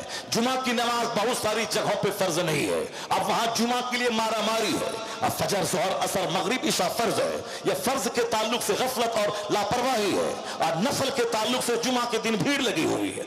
ईद बकरीद नमाज की नमाज वाजिब है, फर्ज नहीं है। जोहर उससे ज्यादा ताकीद की नमाज है, जोहर फर्ज है, ईद बकरीद वाजिब है, मगर वाजिब के लिए मारा मारी है, वाजिब के लिए साहब कमेटी की तश्कील दी जा रही है, वाजिब के लिए साहब लंबी ऊंची टोपी पहन के पहली सब में जगह बनाई जा रही है। और जो उससे बड़ी नमाज है नमाज पंजगाना, उसके लिए ना कोई सरगर्मी है, उसके लिए ना कोई मेहनतें हैं, उसके लिए ना कोई जद्दोजहद है, उसके लिए ना कोई शौक है, ना उसके लिए कोई दिमाग में कोई और साहब जोर चल रहा है। बस इतना है, नस्ल के लिए पागल है लोग, टोपी के लिए पागल है साहब, जुब्बा के लिए पागल है, बगैर टोपी की नमाज हो जाएगी, मगर नमाज फर्ज आजम है। वह सब मसला बाद में है कि टोपी कब पहनी जाएगी, कब कब कैसे पहनी जाएगी, यहाँ बटन लगाया जाएगा, यहाँ कलाई खुली जाएगी, नमाज ही नहीं है, कलाई का मसला बताया जा रहा है। सबसे फर्स्ट नमाज का प्लान ही तो नंगे नमाज पढ़ो, नमाज पढ़ो, नंगे नमाज पढ़ो। नमाज किसी हालत में माफ नहीं है। खड़ा नहीं हो सकता है तो बैठ के पढ़ो, बैठ नहीं सकता है तो लेट के पढ़ो, लेट नहीं सकता है तो इशारे से पढ़ो, मगर नमाज पढ़ना फर्ज है, नमाज पढ़ना फर्ज है, नमाज पढ़ना होगा। कपड़ा नहीं है, नंगे पढ़ो, गड्ढा खोद के पढ़ो, अपने घर के अंदर पढ़ो, मस्जिद में जाओ, अपने घर के अंदर पढ़ो, मगर नमाज पढ़ो, नमाज फर्ज है। अब फर्ज है उसको अदा नहीं कर रहे हैं। अब साहब चले हैं साहब टोपी करना है, ऐसे पहनना है, वैसे पहनना, पहले फर्ज अदा कर, नंगे सर भी कोई नमाज पढ़े नमाज हो जाएगी। अलबत्ता जब बंदा नमाज पढ़ रहा है तो जो नमाज का हुस्न है, जो नमाज की खूबसूरती है, फराइज़ और वाजिबात अपनी जगह है, लेकिन जो मसनून तरीके हैं तब न वह बंदा खोजेगा आगे। पहले रोटी चावल तो आ जाए, उसके बाद में सलाद और पापड़ का ख्याल किया जाएगा, तब उसके बाद समझा जाएगा कि पगड़ी पहनने पर नमाज की कितनी फजीलतें हैं, पगड़ी पहनने के बाद नमाज का क्या सवाब है। नमाज ही नहीं है, अब पगड़ी पहन के नमाज की फजीलतें बयान की जा रही है। यहां नमाज पढ़े बंदा पहले बता दे लोगों से, किसी हालत में नमाज माफ नहीं है। जवान होने के बाद मर्द औरत देहाती शहरी सब पर सबसे बड़ा फर्ज है नमाज। कयामत के दिन सबसे पहला सवाल नमाज का होगा। दरगाहों की हाजिरी का यह सवाल नहीं होगा, बताशा पे फातिहे का यह सवाल नहीं होगा, पंडवा शरीफ और सदुल्लापुर जाने का यह सवाल नहीं होगा।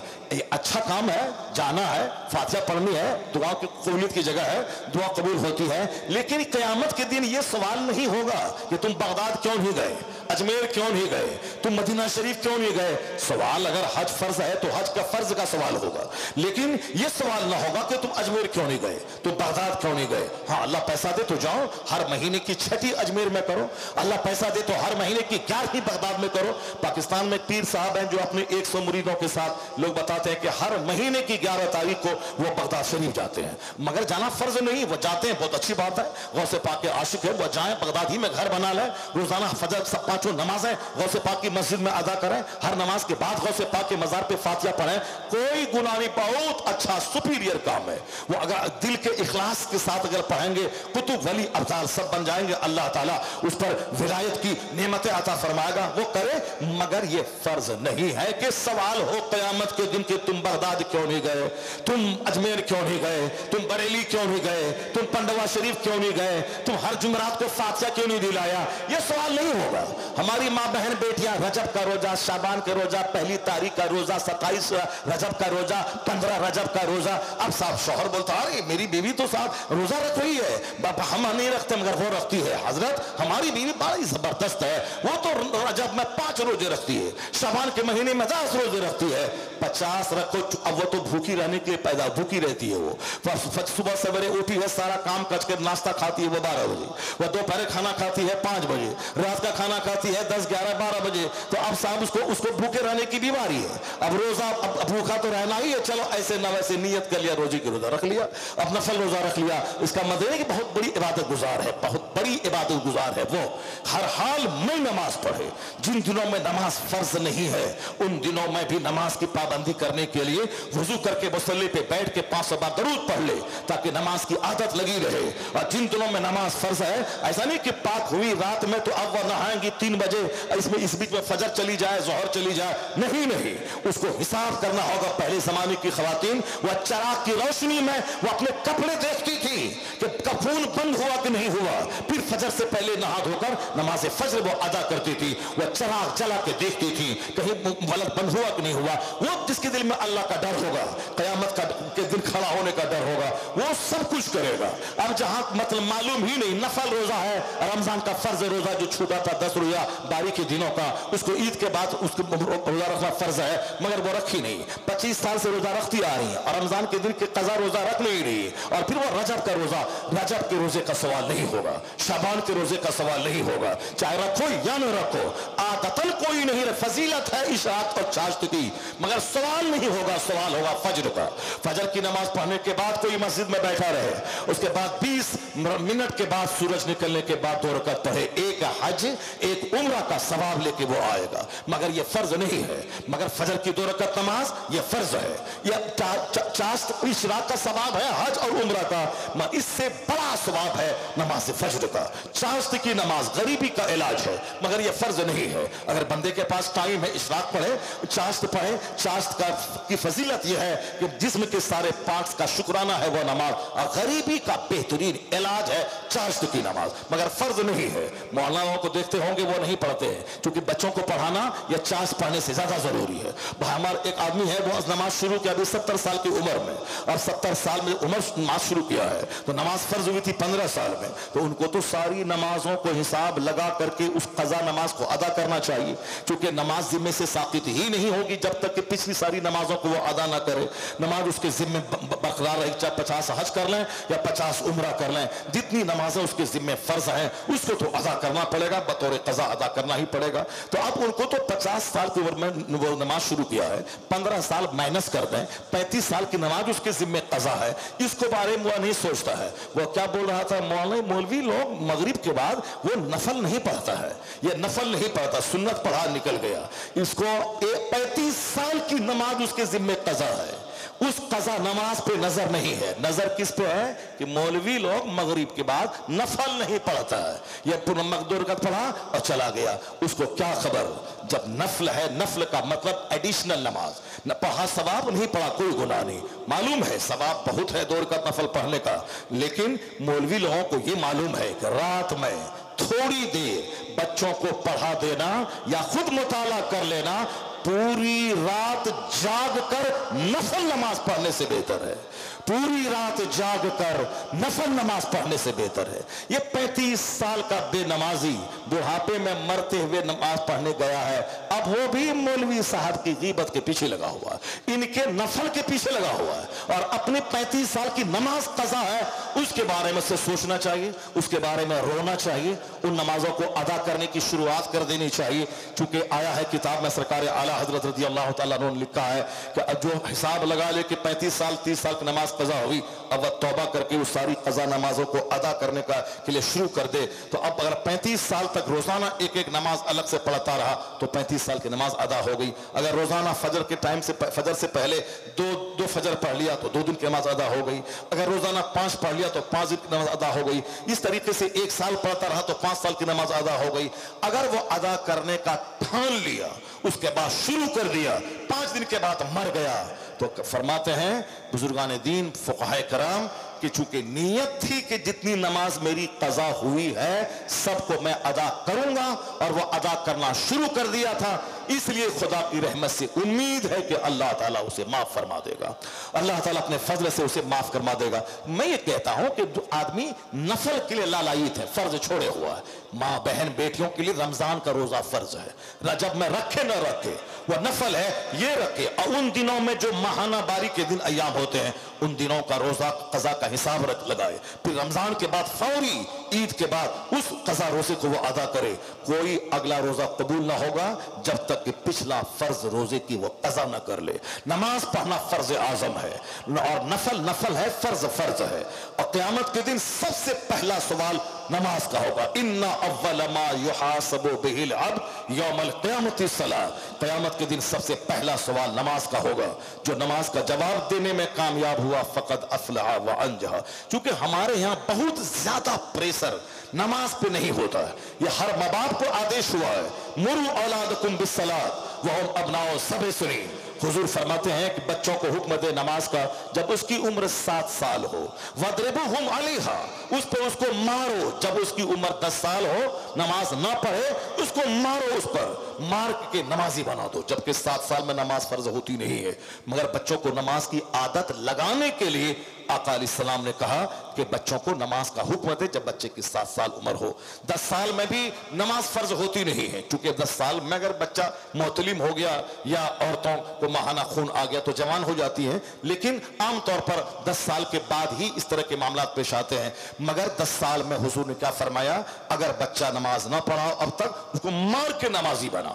नमाज फर्ज होगी 15 साल में, मगर 10 साल में मार के नमाजी बना दे। जो माँ बाप अपने बच्चों की तरबियत इस हदीस के मुताबिक नहीं करते हैं, उनका बच्चा 80 साल की उम्र में भी नमाज का पाबंद नहीं हो पाता है। फजर पढ़ा, जोहर छोड़ा, जोहर पढ़ा, इशा छोड़ा, वह सोचता है कि ऐसे ही काम चल जाएगा। और जो माँ बाप बचपन में अपने बच्चों को मार के नमाज का आदी बना दिया और वह बच्चा आदी हो गया, तो फिर वह सारे काम से ज्यादा मोस्ट इंपॉर्टेंट काम वह नमाज को समझेगा। इसे शादी ब्याह निकाह अकीका खतना वलीमा जनाजा सब बाद में होगा, पहले फर्ज नमाज अदा किया जाएगा। तो अल्लाह के सिलेक्टेड बंदे जो होते हैं वो फर्ज को पहले अदा करते हैं, नवाफिल को बाद में अदा करते हैं। बेटे की बारात निकले मगर नमाज माफ नहीं है, चाहे बेटी का जनाजा निकले नमाज माफ नहीं है, चाहे घर में 5 बच्चों की मौत हो जाए मगर नमाज माफ नहीं है। जिस तरह हमारे बुजुर्गान दीन ने की, जिस तरह औलिया सालिहीन ने की, जिस तरह सहाबा कराम ने अपनी जिंदगी गुजार के बता दिया कि जिंदगी कैसे गुजारी जाती है, उन बुजुर्गों का चर्चा होना चाहिए ताकि नमाज का शौक पैदा हो। उन बुजुर्गों की जिंदगी बयान करे ताकि हमारे बाल बच्चों के दिमाग में तकवा और का एहसास पैदा हो जाए। यहां तो नाचने वाले गाने वाले का चर्चा रात दिन होता है, इसलिए हमारे बच्चे नाचने गाने वाले हो गए। वह समझ लिया कि जुमा के दिन नमाज पढ़ लें 2 रकात, उसी से कल्याण हो जाएगा, या ईद बकरीद पढ़ लें उसी से भला हो जाएगा, या 10 रुपए का बताशा लेके चले जाएं पंडवा शरीफ और 10 करोड़ की मुराद वहां से मांग के ले आए। बताशा है 10 रुपए का, शक्करपाला है 10 रुपए का, और मुराद है सामने 10 करोड़ का प्लाट खरीदना है। बाबा वो प्लाट हमको दे दीजिए, 10 रुपए का बताशा, और तमन्ना कितनी है 10 करोड़ रुपए के प्लाट खरीदने की। मस्जिद जाना पहले जरूरी है, दरगाहों पे बाद में जाना जरूरी है। और जो लोग ये कहते हैं कि दरगाहों पे जाना हराम है, वो भी मिस गया। दुनिया में लाखों लोग, लाखों बातें, लाखों राय, लाखों समझ, किस किस की बात मानेंगे? आप पागल हो जाएंगे। बुजुर्गों की बात माने और सालिहीन की बात माने, इसलिए पागलपन होने से के मर्ज से आप बच जाएंगे। अगर मोबाइल देखते रहे, सोशल मीडिया पे देखते रहे, तो फिर तो दिमाग खराब हो जाएगा। जो दरूद नहीं पढ़ेगा वह सोशल मीडिया पे लगा रहेगा, जो तिलावत नहीं करेगा वह सोशल मीडिया पे लगा रहेगा, जो बाहर शरीयत का मुताला नहीं करेगा, नमाज के अहकाम और उनको नहीं जानेगा, उसूल और ज़वाबित को, वो सोशल मीडिया पे लगा रहेगा। मैंने एक मुफ्ती साहब से पूछा बनारस में कि हुजूर पान क्यों नहीं खाते आप? कहा मौलाना जितनी देर पान चबाऊंगा उतनी देर में 10 बार दरूद पढ़ लूंगा, उस 10 बार दरूद पढ़ लूंगा। ये है आला किस्म के सोच। और जो दरूद नहीं पढ़ना है वह 24 घंटे पान चबाएगा, वह 24 घंटे गुटखा चबाएगा, और उसको कोई उस पर मलाल भी नहीं होगा। जन्नती जन्नत में पहुंच जाएगा, वहां कोई रंज नहीं है। अलबत्ता जन्नती को एक एहसास होगा, जो दुनिया में मैंने फजूल कामों में टाइम लगाया है, काश वो टाइम इबादत में लगा दिए होते तो आज हमारा मर्तबा और बुलंद हो गया होता। एक एहसास आएगा। बस उसके बाद चूंकि जन्नत में न रंज है न गम है, मगर जो वक्त बर्बाद हुआ उसके ताल्लुक से एक एहसास वहां पैदा होगा। वक्त बर्बाद है, 24 घंटे रजनीगंधा में और गुटखा में लगे हैं, मोबाइल में 24 घंटे लगे हैं, न तिलावत, न दुरूद, न दुआ, न जो फर्ज पहले मुकद्दम है। तो जो लोग ये कहते हैं कि फातिहा मिलाद करना हराम है, वो भी मिसगाइड है। हजारों लोग, लाखों लोग, लाखों बातें। 2-4 दिन पहले एक बच्चा कर्नाटक से फोन किया कि हमको लगता है कि सुन्नियत छोड़ दें। मैंने कहा क्यों? कहा बेपना इंतशार है सुन्नियों में, ये मौलाना कुछ बोलता है, वो मौलाना कुछ बोलता है, वो मौलाना कुछ बोलता है। मैंने कहा तुम पर सब मौलाना का बयान सुनना फर्ज है क्या? तुम मोबाइल में चला के पाकिस्तान का फला बोला, चिला बोला, इंडिया का फला बोला, ये सब का सुनना जरूरी है क्या? तुम पर नमाज फर्ज है। करते क्या हो? तो अदरक के खेत में काम करते हैं, तो अदरक के खेत में काम करता है और तुम बयान सुनता रहेगा पाकिस्तान के 10 मुल्ला की। कोई इंजीनियर है, कोई डॉक्टर है, इंजीनियर डॉक्टर की सुनेगा दिमाग खराब होगा, कोई सुनेगा तो तुम तो कभी हिंदू की सुनेगा, सिख की सुनेगा, जैन की सुनेगा, पारसी की सुनेगा। तो सोशल मीडिया में सब चिल्लाता है, बोलता हमारा धर्म अच्छा, वो पागल, हमारा मजहब अच्छा, वो पागल, हमारा मजहब अच्छा, वो पागल। जो जिंदगी में एक दिन पाक नहीं रहा, पेशाब करता रहा कपड़े में, पेशाब पीता रहा जानवरों का, वो भी बोलता हमसे अच्छा कोई नहीं है। जो सांप चुचंदर बंदर को खुदा कहता रहा, वो भी बोलता हमसे अच्छा कोई नहीं है। जो आग के सामने हाथ जोड़ के खड़ा है, वो कहता है हमसे अच्छा कोई मजहब नहीं है। दुनिया में जितनी जबानें हैं उतनी बातें, किस किस की मानेगा, पागल हो जाएगा। इसलिए मत मान कि सबकी। कौन बोलता तुमको मोबाइल चलाने के लिए? नमाज पंजगाना पाबंदी से पढ़, अपनी मस्जिद के इमाम साहब से राब्ता रख, रोजाना 5 मिनट उनके पास बैठ, जुमा का उनका वाज सुन, नमाजों की पाबंदी कर, हलाल रोजी खेत से हासिल कर, नमाज पंजगाना पढ़। बाकी दिन की बातें जुमा के दिन तेरी मस्जिद का इमाम सुना देता है, उसको सुन। उसके बाद जो टाइम में मोबाइल चलाएगा उतने टाइम में तू 100 बार दुरूद पढ़ ले, 100 बार कलमा शरीफ पढ़ ले, तेरा दीन ईमान बचेगा। मरेगा तो जन्नत चला जाएगा, वरना मुंह देखेगा दूसरों का तो दिमाग परेशान हो जाएगा, शक पैदा होगा।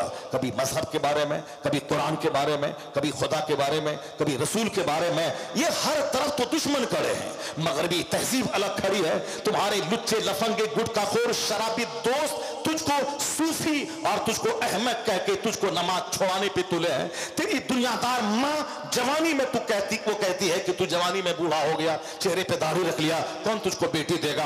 आखिर जमाने में तबाही होगी आदमी की मां के हाथों, मां की बर्बादी होगी औलाद के हाथों, माँ बाप की बर्बादी होगी औलाद के हाथों, औलाद की तबाही होगी माँ बाप के हाथों, दोस्त की बर्बादी दोस्त के हाथों, पड़ोसी की तबाही पड़ोसी के हाथों। जब सारे तेरे दुश्मन है सब जहन्नम ले जाना चाहते हैं, मीडिया वाला जहन्नम ले जाना चाह रहा है, तुम्हारे पड़ोस के लुच्चे लफंगे दोस्त सब तुमको नमाज छोड़वा के अपने जैसे रंग में जहन्नमी बनाना चाहते हैं।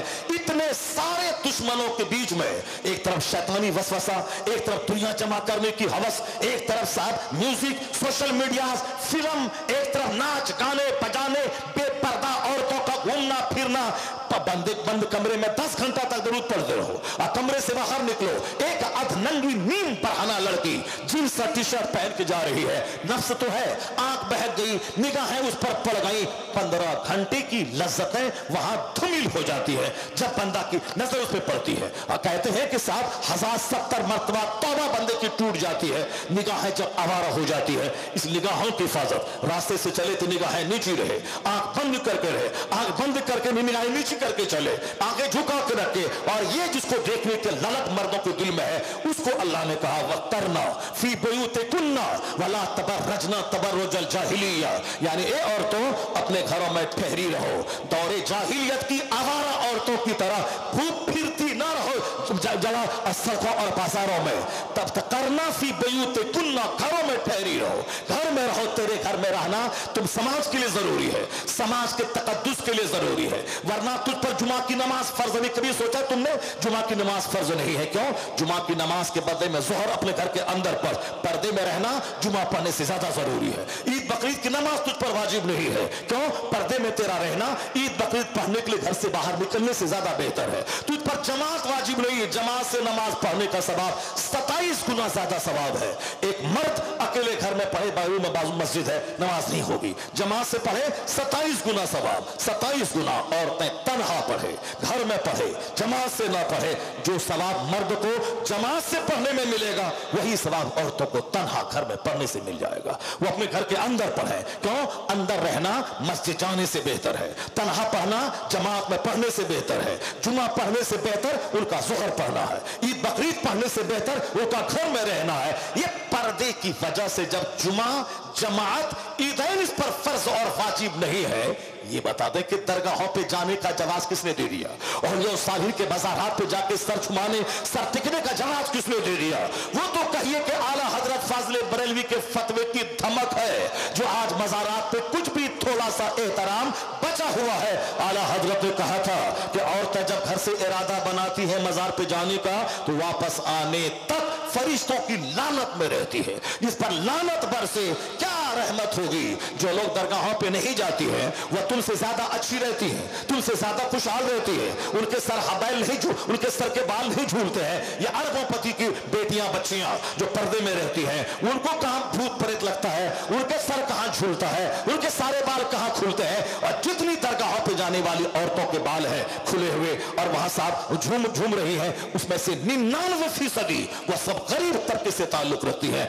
वो सारी औरतें वहां पड़ी रहती है। वरना मालदार लोग अपने घर में किसी आमिल को बुला करके इलाज करवाएगा, न के जाके दरगाहों पे बिठा के अपनी बेटियों के सर के बाल खोलने का तमाशा वो सारे जाहिर को दिखलाएगा। अब जहां अंधविश्वास है, जहां जहालत है, वह यही है कि वहां जाने से ऐसा हो गया, वहां जाने से ऐसा हो जाता है। शरीयत पर अमल कर, उसके बाद अगर तेरा बच्चा मर भी जाता है तो तू बदनसीब नहीं, तू खुशनसीब है कि घर में शरीयत की मुखालफत से तू बच गई, अल्लाह उसके बदले में जन्नत नसीब फरमाएगा। ऐसा नहीं है कि साहब 10 दरगाहों पे फिरती रहे। इसी पॉइंट को दिमाग में रख हमेशा। जब तुम पर जुमा फर्ज नहीं है, ईद बकरीद वाजिब नहीं है, जब जमात वाजिब नहीं है, 27 गुना सवाब मिलता है जमात से पढ़ने में, और तुमको तन्हा पढ़े तो वह सवाब मिल जाएगा, फिर दरगाहों पे जाने का परमिशन किसने दे दिया? बाजार जाना है जरूरतन, शरीयत पर जरूरतन, जबकि कोई बाहर जाने वाला ना रहे, जरूरतन सर से लेके पांव तक वेल होकर, पर्दे में मलबूस होकर, ताकि किसी अजनबी की नजर चेहरे पे ना पड़े, अजनबी की नजर सर के बाल पे ना पड़े, अजनबी की नजर गर्दन और कांधे पे ना पड़े। 27 साल तक मदीना की वो खातून जिनकी शादी के चंद दिन हुए और शौहर सरहद इस्लाम पे चला गया इस्लाम बचाने के लिए, जवानी है, जवानी में शौहर चला गया जिहाद में, अब ये कैसी रहेगी वो औरत जो कुंवारी रहती तो चलो ठीक है, लेकिन शादी का मजा चख चुकी है, शौहर के साथ रह चुकी है, अब उसके बाद शौहर जिहाद के लिए चला गया। लेकिन जहां नफ्स आवारा हो, जहां अल्लाह का डर न हो, वहां तो सब कुछ मुमकिन है। लेकिन जहां अल्लाह का डर है, वहां नफ्स पे कंट्रोल है, जहां सब्र है, जहां शरीयत पर अमल है, जहां बुजुर्गान दीन, बुजुर्ग खवातीन की जिंदगी निगाहों के सामने है, वह जरूर गुनाहों से बच जाएगी और अल्लाह से जब दुआ करेगी तो अल्लाह ताला गुनाहों से बचाएगा। यहां तो बदन में लगी है 1% आग, यहां तो 10% उस आग को बढ़ाने वाले समाज में मुहर्रिकात मौजूद है। इसलिए कुंवारी 8 क्लास की लड़कियां वो जैसी की तैसी हो गई। अखबारात की जमानी 8 क्लास हाई स्कूल में पढ़ने वाली औरतें हामिला हो रही, ये 9th क्लास में पढ़ने वाले बच्चे सबके गर्लफ्रेंड है, गर्लफ्रेंड बॉयफ्रेंड का कल्चर चला हुआ है। ऐसे में दुनिया में तो आग लगेगी, कभी तो सुनामी का तूफान आएगा, कभी तो कोरोना का अजाब आएगा, कभी तो समाज में नफरतों की आग लगेगी, करोड़ों कमाने के बाद दर की ठोकरें लोग खाएंगे, 1 दर्जन खतरनाक बीमारियों में उलझ जाएंगे, समाज जिंदगी से सुकून रुखसत हो जाएगा। ये ऐसा नहीं होगा कि सारी दुनिया अल्लाह की है और हम मनमाने ढंग से जिए और हम जो दुआ करें अल्लाह हमको दे दे, नहीं होता अल्लाह की इस दुनिया में। आया है किताबों में कि जिस कौम की औरतों के पाजेब की आवाज दूसरे मर्दों के कान में जाए, अल्लाह उस कौम के मर्दों की दुआ को रद्द कर देता है। जहां हराम खोरी हो, वो चाहे बंदा रोते रोते खून बहाने लगे, उसकी दुआ को रद्द कर देता है अल्लाह। दुआ कबूल होने के लिए हलाल ग़िज़ा शर्त है, दुआ कबूल होने के लिए औरतों का पर्दे में रहना जरूरी है। मदीने की खातून की शादी हुई, शादी के बाद शौहर सरहद पे चला गया, अब उनकी जवान बीवी घर में कैसे रहती है? 1 दिन 2 दिन नहीं, वहां शौहर 27 साल के बाद लौटता है। सोचा इस साल के बाद चले जाएं, आवाज आती इस्लाम बचाओ, फिर चले जाते सरहद पे, फिर सोचते अब 6 महीने के बाद घर जाओ, फिर आवाज आती इस्लाम बचाओ। क्योंकि जो ज्यादा बहादुर है उसकी जरूरत सरहद इस्लाम पे है। वो मुजाहिद 27 साल, 1 साल 2 साल करते करते 27 साल के बाद जब मदीना लौटा है, 27 साल तक एक जवान लड़की कैसे अपने आप को बचाई है कि पड़ोस के मर्दों को भनकने लगी कि इस घर में कौन खातून रहती है, उनका चेहरा कैसा है, उनके सर के बाल कैसे हैं। जो भी अल्लाह से डरना चाहता है या अल्लाह से डरना चाहती है, अल्लाह तबारक व तआला उसके लिए उसी तरह के रास्ते पैदा फरमा देता है। जो नमाज पढ़ना चाहता है, अल्लाह उसके लिए उसी तरह का रास्ता पैदा कर देता है। जो नमाज छोड़ना चाहता है, उसी तरह से उसके लिए सबब बन जाता है। तो अब वह खातून चाह रही थी कि मैं शौहर की गैर मौजूदगी में अपने नफ्स को काबू में रखूं, कंट्रोल में रखूं। उसके लिए कहा है सारी एनर्जी उन्होंने इबादत में लगा दी, तिलावत में, किताबों के मुताले में। और अल्लाह रब्बुल इज्जत ने जो एक लड़का को अता फरमाया, क्योंकि शादी के बाद शौहर के साथ रह करके वो शौहर सरहद पे गया था, अब वो उम्मीद से हो गई थी। और फिर जब बच्चा तवल्लुद हुआ 9 महीने के बाद, फिर उस बच्चे की परवरिश, उसकी तालीम और तरबियत के पीछे उन्होंने सारा माल लगा दिया और सारी एनर्जी लगा दी। इबादत, रियाजत, बच्चों की बेहतरीन तरबियत, उसी में सारी जिंदगी के दिन गुजर गए। न अजनबी मर्दों का ख्याल आया, न किसी प्यार मोहब्बत के नाम पे आबरू के तबाह करने का ख्याल आया। और जहां कभी वसवसा पैदा भी होता होगा तो उस वसवसे को दबाने के लिए अल्लाह की बारगाह में रुजू करती होंगी। अजीमाबाद पटना की एक औरत जवानी में बेवा हो गई। उन्होंने शादी की बात लोगों ने की, उन्होंने शादी नहीं की, कहा मैं शादी नहीं करूंगी। उन्होंने शादी नहीं की, मगर अल्लाह का डर, समाज की गैरत का ख्याल, अपनी गैरत का ख्याल, माँ बाप की आबरू का ख्याल इतना रहा कि वो अपनी पूरी जिंदगी इबादत में गुजार दी। जब मरने से पहले पहले वसीयत उन्होंने की कि अब तो मैं मर रही हूं, मैं बूढ़ी हो गई, मगर मेरी वसीयत को नोट कर लेना मेरे खानदान वालों, तुम्हारी जब बेटियां बेवा हो जाएं उनको बेवा मत छोड़ना, उनको शादी करा देना। मेरी मिसाल मत देना कि फला की बेटी जवानी में बेवा हुई, सारी जिंदगी शादी नहीं करी और फिर इबादत में जिंदगी के दिन गुजार दिया। जर्रा बराबर उनके सफेद कपड़े पर कोई दाग नहीं लगा। खानदान, माँ बाप और मरने वाले शौहर, सबकी आबरू बचा के वह दुनिया से चली गई। मगर मेरी नसीहत सुनो, तुमने मुझको कैसा पाया? कहा हमने आपको अफीफा पाक दामन पाया, अपने सबर करने वाली, निगाहों की हिफाजत करने वाली, शर्मगाहों की हिफाजत करने वाली करोड़ों में एक पाया। कहा अब मेरी नसीहत सुन लो, तुमसे मैं कहता हूं कि जब भी किसी का शौहर मर जाए उसको शादी करा देना, बगैर शौहर के किसी खातून को मत रखना। उन्होंने कहा कि मेरी मिसाल तुम दोगे, लेकिन जब मैं रात को तहज्जुद के लिए उठती थी और जब कोई शहर कोतवाल अगर गली में वो आवाज लगाता था तो मेरे दिल में ख्याल पैदा होता था कि मैं घर से निकल जाऊं, उस कोतवाल मर्द से मैं लिपट जाऊं, मगर अल्लाह का डर, मुस्तफा से शर्मो हया, अपने खानदान की आबरू का ख्याल करते हुए मैं अपने नफ्स पे कंट्रोल करके रह गई।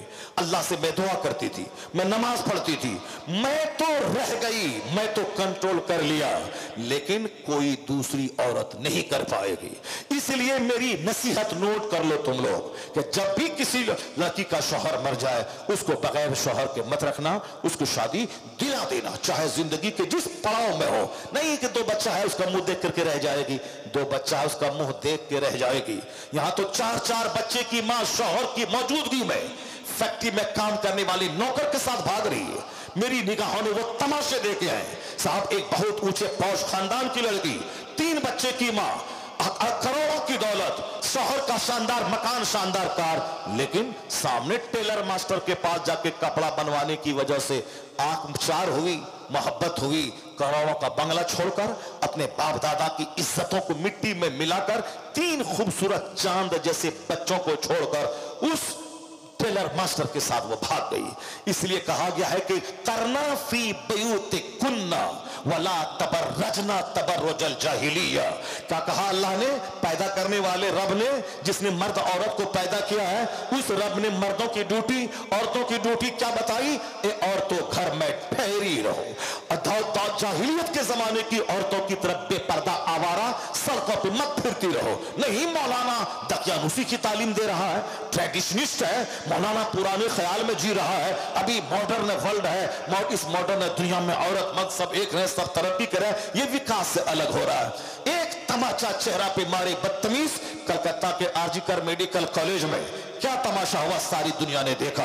वह सब पढ़े लिखे लोग थे, सब मेडिकल कॉलेज में पढ़ने वाले थे, मेडिकल कॉलेज में एमडी करने वाली लड़कियां हैं, कॉलेज का प्रिंसिपल है। क्या कुछ तमाशा तहखाने में हो रहा है, सारी दुनिया ने देखा। क्या कुछ उस लड़की के साथ हुआ जो एमबीबीएस कर चुकी थी, एमडी कर रही थी, क्या हुआ उसके साथ? बाप के सारे सपने चूर चूर हो गए, सारी तालीम चौपट हो गई, अपने जान से हाथ धो बैठी। फितरत से बगावत नहीं होगी कि सामने साहब अजनबी मर्द रहे, अजनबी औरत रहे, या दोनों अपने आप को बचा ले, नहीं होगा। तोहमत की जगहों पे खड़े होने से बचो, ऐसी जगह जाने से बचो जहां पांव के फिसलने का अंदेशा हो, वहां जाने से बचो। ये एहतियात के तौर पे उनको कहा गया कि पर्दे में रह, वरना बहुत सारे दरिंदे समाज में घूम रहे हैं। जब वो सारे दरिंदे चाहेंगे तुझको लूटना खसोटना, 10 दरिंदे हैं और एक खातून है खूबसूरत, वह 10 चाहते हैं इससे शादी करना या उसकी आबरू को लूटना, ऐसे में आबरू कैसे महफूज रहेगी? ऐसे में एक एक तरीका है कानून पर्दा इस्लाम का, घर में रहो, अगर जरूरतन घर से बाहर जाना पड़ा सर से लेके पांव तक वेल्ड हो जाओ, ताकि लुच्चों लफंगों आवारों की नजर तुझ पे ना पड़े। अब तू काली कलोटी भूतनी है तो भी तेरा ऐब छुपा हुआ रहेगा चादर की वजह से। अब तू खूबसूरत हुस्न जमाल की देवी है तो तेरा हुस्न छुपा रहेगा इन घुंडों से, चादर की वजह से। इस्लाम के हर कानून में हिकमत पोशीदा है। आज बेपर्दगी जींस टी शर्ट के माहौल ने कॉलेज में जना, यूनिवर्सिटी में जना, शेल्टर होम में जना, तहखाने में जना, मेडिकल कॉलेज में जना, यूनिवर्सिटीज में जना, यहां तक कि आज क्लास के बच्चों में जना, गर्लफ्रेंड बॉयफ्रेंड का माहौल। अब अगर आदमी बेहया हो जाए, वह जना से शौक उसका बढ़ जाए और कहे नहीं सब चलता, जैसे गुटखा खैनी खाया उसी तरह गया, अपना काम कर लिया, अपना चल दिया, तो फिर उस बेहया दुनिया में आदमी का मर जाना बेहतर है। आका ने क्या फरमाया था, जब तेरे मालदार लोग बखील हो जाए, जब तेरा सारा काम औरतों के हाथ में चला जाए, वो उमूरुकुम इला निसाइकुम, जब तेरे मामलात औरतों के हाथ में चले जाएं, तो फबतनुल अर्द खैरुम मिन ज़हरिहा, आका फरमाते हैं तेरा मर जाना जिंदा रहने से ज्यादा बेहतर है। जमीन के पेट, जमीन का पेट जमीन की पीठ से बेहतर है। जहां जिना को लोगों ने फैशन बना दिया हो, शादी को बोझ बना लिया हो और लव करने को और साथ दूसरों के साथ मुंह काला करने को फैशन का हिस्सा बना लिया हो, आखिर क्या है ये? एक पाखाने का कीड़ा जब तक पखाना ना खाए वह मर जाता है। अगर उसको सामने अतर मुश्क अंबर रख दे वह मर जाएगा। उसी तरह जिसकी आदत बचपन से बिगड़ गई हो, मर्द हो या औरत, उसी पाखाने के कीड़े की तरह, करोड़ अरबपति शौहर, खूबसूरत बच्चे, अरबों का मकान, फॉर्चूनर, कुछ अच्छा नहीं लगेगा जब तक कि पाखाने की कीड़े की तरह वो अपने चरवाहे से ज़िना न कर ले, अपने घर में काम करने वाले मर्द नौकर से मुंह काला न कर ले, और जब तक गली कुचे कूचे में छोकरे जो बेकार नाकारा किस्म के घूमते हैं उससे मुंह काला न कर ले, उस वक्त तक चैन नहीं मिलेगा।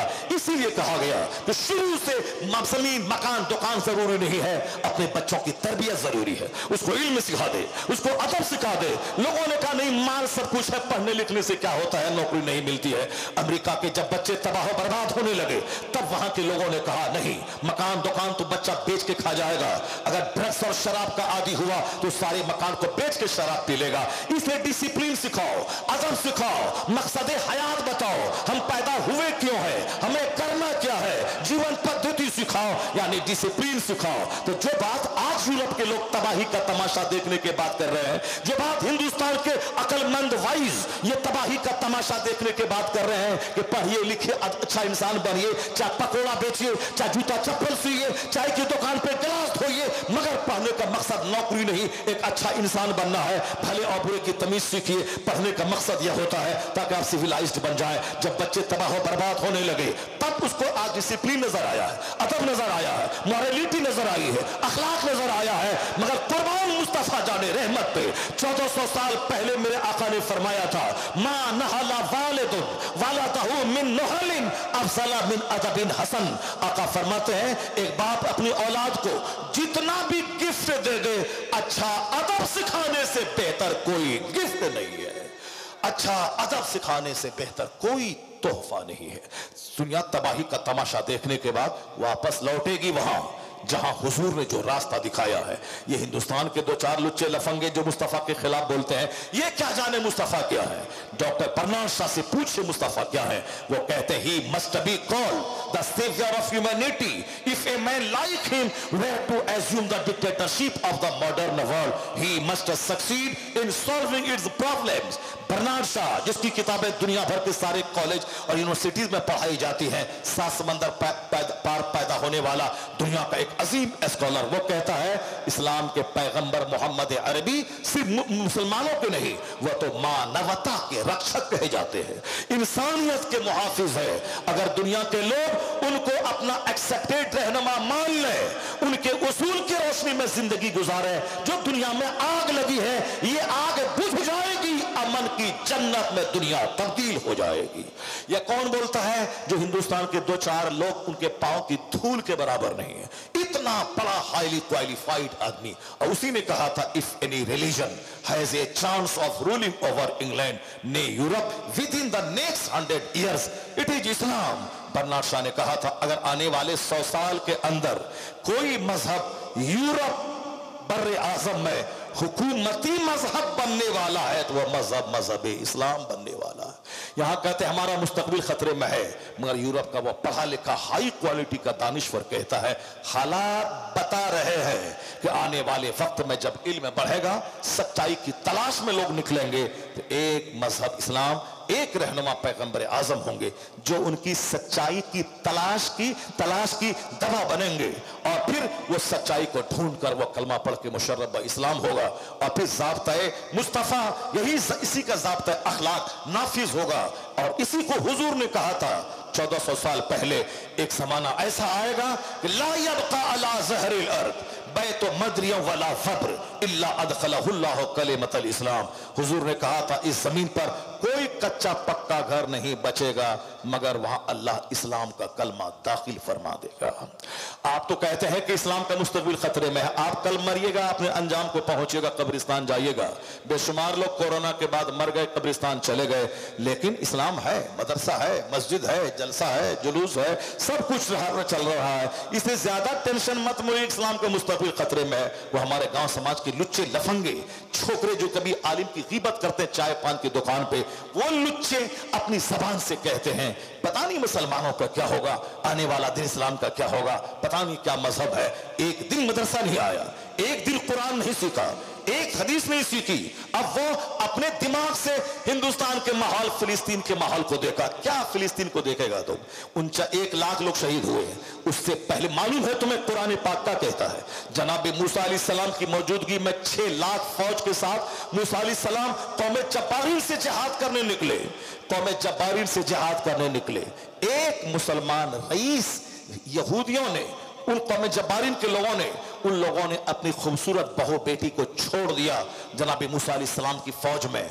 मूसा अलैहिस्सलाम की तरबियत की वजह से अक्सर लोगों ने निगाह उठा के नहीं देखा, मगर एक मालदार रईस शख्स था, एक औरत को देखा, उससे नहीं रहा गया, उसको गोद में उठाया, जनाब मूसा अलैहिस्सलाम के पास गया और क्या कहा, हुजूर ये औरत हमारे लिए हलाल है या हराम?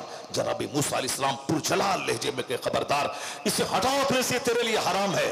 मगर चूंकि भूत सवार हो चुका था, आज मतलबी आदमी उनके मतलब का फोन करेगा, मतलब का फतवा पूछेगा, फतवे को रिकॉर्ड करेगा, उसको सोशल मीडिया पे छोड़ेगा, मुसलमानों की इज्जतों को तार-तार करेगा। जालिम एक मुसलमान की इज्जत पे पर्दा डालने का कितना अजर है तुम्हें मालूम है? क़यामत के दिन अल्लाह तेरी अयूब की पर्दापोशी करेगा। मगर हक बात बोलने को उससे मत जोड़ना।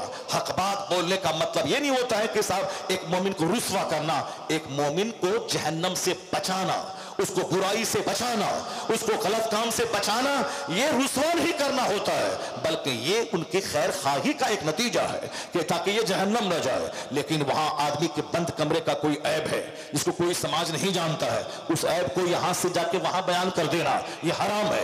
ये चुगलखोरी, ये गीबत करना, एक मुसलमान की पीठ के पीछे उनका ऐब बयान करना, ये गीबत है। सर से लेकर पांव तक गीबत की कीचड़ में फंसा हुआ वो अमरे बिल मारूफ करने को बुरा कह रहा है। सर से लेकर पांव तक गीबत और झूठ और दूसरों के छुपे हुए ऐब को दूसरों के सामने बयान करके मजा ले लेके बयान करने वाला वो साहब अमरे बिल मारूफ को बुरा समझ रहा है। जरा आंख बंद करके अपने अहवाल, अपने अमाल का जायजा ले ले।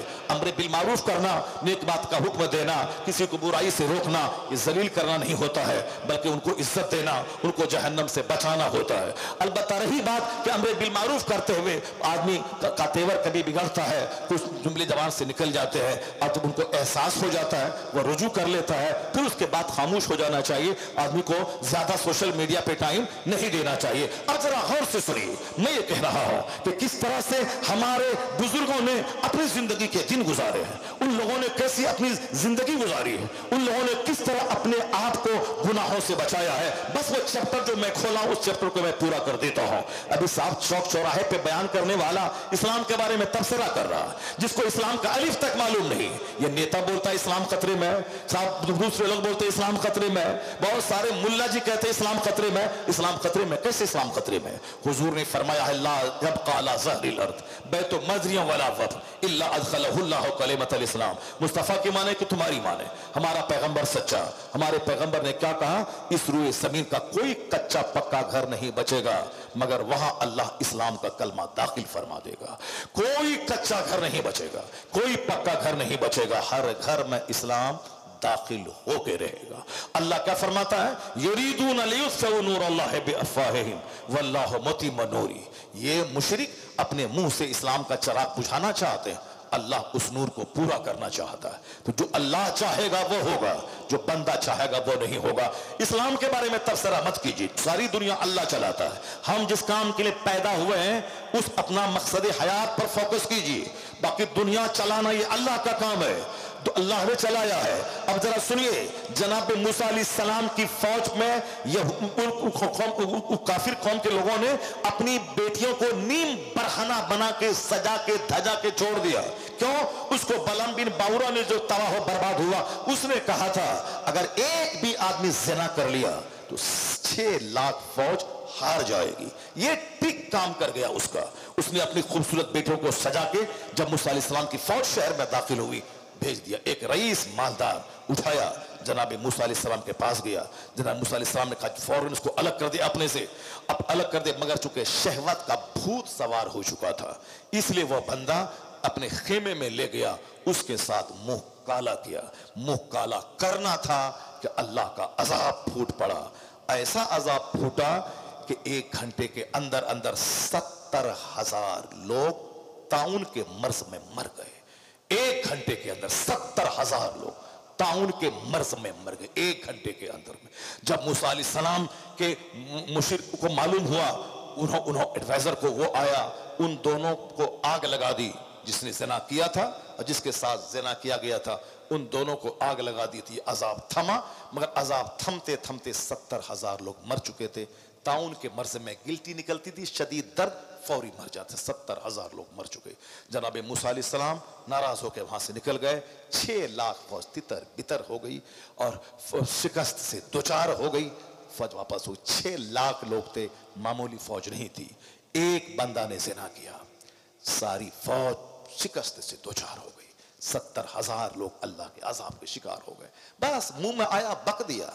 एक कतरा नापाक से पैदा होने वाला, 2 केजी पेट में हमेशा पाखाना पालने वाला, ये अपने मन की बातें कर रहा है, फिल्मी स्टाइल की बातें कर रहा है।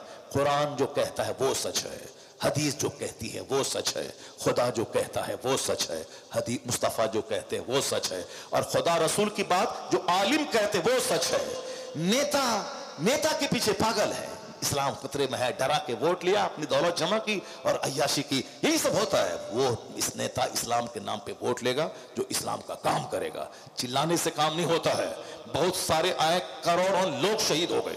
8 करोड़ लोग first world war, second world war में मारे गए। 50 लाख से ज्यादा इन यहूदियों को हिटलर ने ज़ब्ह किया है जर्मनी में। ऐसे ऐसे लोग मारे गए।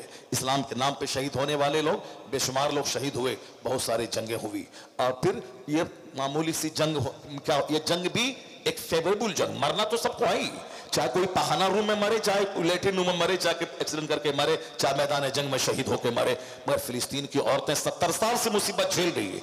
वो धन्य है वो माँ जो कभी फिलिस्तीन छोड़ने का प्लान नहीं बनाया। वो बच्चा पैदा करती है इसीलिए ताकि मेरा बच्चा मस्जिद अक्सा की आजादी के नाम पे शहीद हो जाए। इनका खून रंग लाएगा, आज नहीं तो कल यहूदी पसपा होंगे, किबले अव्वल आजाद होगा और आजाद होकर रहेगा। आजादी के करीब बिल्कुल अब मामला पहुंच गया है। ये तो साल भर 14 महीने हो गए। 14 महीने में 50,000 लोग, बच्चे औरतें शहीद हुई। वो तो जमीन शहादत की है, शहादत के लिए वो लोग पैदा हुए हैं। हम लोग बर्गर खाने, चाउमीन खाने, इश्कबाजी करने, घर मकान का मुकाबला करने, चाय की दुकान पे चुस्की लेके, समाज का डकैत जो अपनी नौकरानी से जिना करता है उसकी कीमत कोई नहीं करता। जो बच्चा, जो मौलाना फजर से लेकर के ईशा तक नमाज़ें पंजगाना पढ़ना, बच्चों को पढ़ाना, इंसान पैदा करना, इनका जो प्लान है इनके खिलाफ। चाय की दुकान पे, पान की दुकान पे सब और साहब वो गाँव का रईस जिना कर रहा है, कोई बोलने वाला नहीं। वो सूद खा रहा है, कोई बोलने वाला नहीं। वह जुआ खेल रहा है, कोई बोलने वाला नहीं। वह औरतें 2-4 मर्दों को ज़िना की दावत देती हैं, कोई उसके खिलाफ बोलने वाला नहीं है। सारा खिलाफ मस्जिद के इमाम, तकरीर करने वाले मौलाना, ये मदरसा, मस्जिद, खानका, पीर साहब, बस इसके खिलाफ लेके चाय की दुकान पे बैठ गए। ये भी गुस्सा भी बड़ा इनका चालाक है, क्योंकि हम जैसे कमजोर लोग इनका कुछ बिगाड़ नहीं पाएंगे, इसीलिए हम कमजोरों की गिबत हो रही है। लेकिन वह मालदार जो ज़िना करता है, सूद खा के दौलत जमा करता है, वह लंगरे हुसैन करे तो सारे लोग दौड़ जाते खाने के लिए। कोई नहीं बोलता हराम माल का लंगर कबूल नहीं होगा, नहीं खाने जाऊंगा। हराम माल से बच्चों बेटे का वलीमा करता है, नहीं जाऊंगा, क्योंकि डर है ना कि जो मालदार है, बाहुबली है, उनके 10, 20, 50 लोग हैं, अगर कोई गिबत किया तो 2-4 तमाचा मारा जाएगा, उसको बस 4 इंच छोटा भी कर दिया जाएगा। इसीलिए उनके खिलाफ वह डर के मारे नहीं गिबत करता, चुप चुप बोलता है। ये मौलवी साहब बेचारा कुछ तो बिगाड़ नहीं पाएगा इसका, इसीलिए साहब पढ़े लिखे लोग, टीचर क्लास के लोग सब दुकान पे बैठ के मौलवी साहब के खिलाफ, मदरसा के खिलाफ। इसीलिए आज मदरसा मिट रहा है, क्योंकि जब इनको इतनी बेइज्जत की जाएगी तो कौन अपने बच्चों को आलिम बनाएगा। इल्म दीन को जब सम्मान दिया जाता है, जब मुल्ला अहमद जीवन को का पांव चूमा जाता है, तब सारा हिंदुस्तान तमन्ना करता है कि मेरा बेटा आलिम होता तो मेरे बेटे को इज्जत मिल जाती। आज जो मदरसा उजड़ा है, इसीलिए उजड़ा है कि जैसी की तैसी करना, इसको बेटी देना है, इनकी कीमत करना है। ये अगर बाइक खरीद ले तो हरामखोरी का इल्जाम लगा देना है, ये अगर आल्टो खरीद ले तकरीर करके तो इस पर हरामखोरी का इल्जाम को कोई सेठ दिया होगा, ये हज भी कर ले तो फिर कोई दूसरा आदमी हज किया होगा या ज़कात खैरात के पैसे से हज किया होगा। दूसरा आदमी धर्म गुरु को सम्मान देता, फॉर्चूनर पे मेरा धर्म गुरु चले, उसका पांव छूता है, उनका हाथ अपने सर पे लेके आशीर्वाद लेता है, जिसका कोई मजहब नहीं, उसका धर्म गुरु फॉर्चूनर पे आए, उनका पांव चुमा जाए, और जो सच्चा मजहब का खिदमत करने वाला है, उसकी जैसी की तैसी मैंने कर दिया। जरा गौर से सुनिए, काम इस्लाम पढ़ेंगे तो फिर मौजूदा मुसीबतों से घबराएंगे नहीं, ये सब चलता रहता है। इस्लाम जिंदा रहता है हर करबला के बाद। क्या कहते हैं? इस्लाम जिंदा होता है हर करबला के बाद। अब उसकी मिसाल सुनिए, 14 महीने हो गए, जो बोला था 4 दिन में गाजा तबाह कर दूंगा, 14 महीने में आज गाजा जिंदा है। वो अपने कैदियों को छोड़ा नहीं सका, और इसके सब्र, इसकी हिम्मत को देखकर अमेरिका, यूरोप के बहुत सारे यहूदी ईसाई कलमा पढ़ के मजहब इस्लाम को कबूल कर लिया। खबरें आ रही है कि 2015 से लेकर 20 के बीच में 30 लाख गैर मुस्लिमों ने कलमा पढ़ के इस्लाम कबूल किया है 5 साल के अंदर में। और इस बीच में जब से जंग चली 14 महीने के अंदर, सिर्फ फिलिस्तीनियों का सब्र, इनका जज्बा, इनका हौसला, इनके सब्र, इनके हौसले, इनकी तिलावत, इनके नमाज की कहानी और खुश दिली से शहादत कबूल करने के जज्बे को देखकर कई हजार यहूदी ईसाई कलमा पढ़ के मोमिन बन गए। क्योंकि उनके साथ जो जंग हो रही वो अमेरिका और इस्राइल, या दोनों महाशक्ति दुनिया की, अमेरिका ही है समझ लें, वो तो इस्राइल तो उसकी एक नाजायज औलाद है, असल में अमेरिका है, मगर ये मुट्ठी भर नौजवान उस महाशक्ति से टक्कर ले रहा है। 14 महीने हो गए और आज तक हार नहीं मानी है। आपको तो कुछ नहीं लगा, आपको तो अखबार पढ़ा, सोशल मीडिया को देखा, आहा किया, लेकिन होना क्या चाहिए था? आहा नहीं, होना यह चाहिए था कि मेरी औरतें वहां दाने दाने को तरस रही हैं, हमारे बच्चे शहीद हो रहे हैं, जो जिंदा हैं वो दाने को तरस रहे हैं, तो आहा नहीं बल्कि आंसू बहा के रो के अल्लाह की बारगाह में तौबा करना चाहिए। इलाही मैं बेनमाजी हूं, मेरे भाई पे आफत टूटी है, मेरी मस्जिदें वीरान है, मेरे भाई पे मुसीबत आई है, हम यहां चैन से खा पी रहे हैं, मेरे भाई पे आफत आई है। तो सच्चा मुसलमान आहा करके नहीं रहेगा, सच्चा मुसलमान सच्ची तौबा करके नमाज शुरू करेगा, दुआ करेगा, मालिक मेरी बदअमली से मेरे भाई पे अजाब आया है, अब मैं तौबा करता हूं, सच्ची गुलामी मुस्तफा की करने का अहद करता हूं। सच्ची तौबा क्या याचक अलीपुर में होगी, इसका पॉजिटिव असर फिलिस्तीन में देखा जाएगा। अल्लाह तबारक व तआला अजाब इसलिए नाजिल करता है ताकि जो मरने वाला था, शहीद होने वाला, वो तो मर गया, आला मौत चला गया, लेकिन जो जिंदा है वो इबरत हासिल करे। इसीलिए तीजा 40वां है, ताकि दूसरे के तीजा में अपना तीजा झांक के देखें, दूसरे के जनाजे में अपनी लाश झांक के देखें। इसीलिए उहद पहाड़ के बराबर 2 क़िरात का सवाब मिलता है जनाजे में जाने से, ताकि उनके जनाजे में अपना जनाजा झांक के देखें। वो तो मरने वाला मर गया, हम जो जिंदा हैं कम से कम हम तो चोरी, डकैती, शराब, जुआ, झूठ, गीबत, बरहंगी का माहौल, सब गुनाह से तौबा करें। उनको देखने के बाद समझे कल हमारा जनाजा निकलेगा, जो जिंदगी बची है सच्ची तौबा करके इबादत में कर लो। ये इबरत की खातिर है, तो वहां वहां जनाजे में, वहां कब्र के बारे में हिसाब नहीं, खाली बाउंड्री वाल कैसे होगा, दरख्त कैसे काटा जाएगा, ये नेता ऐसा नहीं किया, वो सड़क नहीं बनाया। वहां बात होनी चाहिए अपनी आखिरत की, तो वहां भी राजनीति कर रहा है। सामने जनाजा दोस्त का पड़ा हुआ है और वहां अननेसेसरी गैर जरूरी बातों में पड़ा हुआ है। जरा गौर से सुनिए हमारी बात। मैं कह रहा हूं कि मदीने का वो मुजाहिद 27 साल के बाद लौटा है। उस औरत ने 27 साल तक अपनी इज्जत की हिफाजत की। अजनबी मर्द ने चेहरा तक नहीं देखा। जब वहां से लौट के आया, मस्जिद नबवी में दरस हदीस की महफिल सजी थी, उस महफिल में आके बैठा और महफिल में बैठने के बाद उनको दिल में ख्याल पैदा हुआ कि काश मैं ये शेखुल हदीस जो मदीने के उलमा को दर्स दे रहे हैं, काश ये शेखुल हदीस मेरा बेटा होता, काश ये शेखुल हदीस मेरा बेटा होता। ख्याल पैदा हुआ, आया गया, महफिल बर्खास्त हुई। उलमाए मदीना को दर्स देने वाला शेखुल हदीस मसनद पर बैठकर कितनी इज्जतों का मालिक होगा। जब वहां से लौट के अपना घर आया, 27 साल के बाद घर आया, उनकी बीवी 27 साल से कैसे अपने आप की हिफाजत की। यहाँ 27 घंटे लोग बच नहीं पाते, 27 दिन नहीं बच पाते।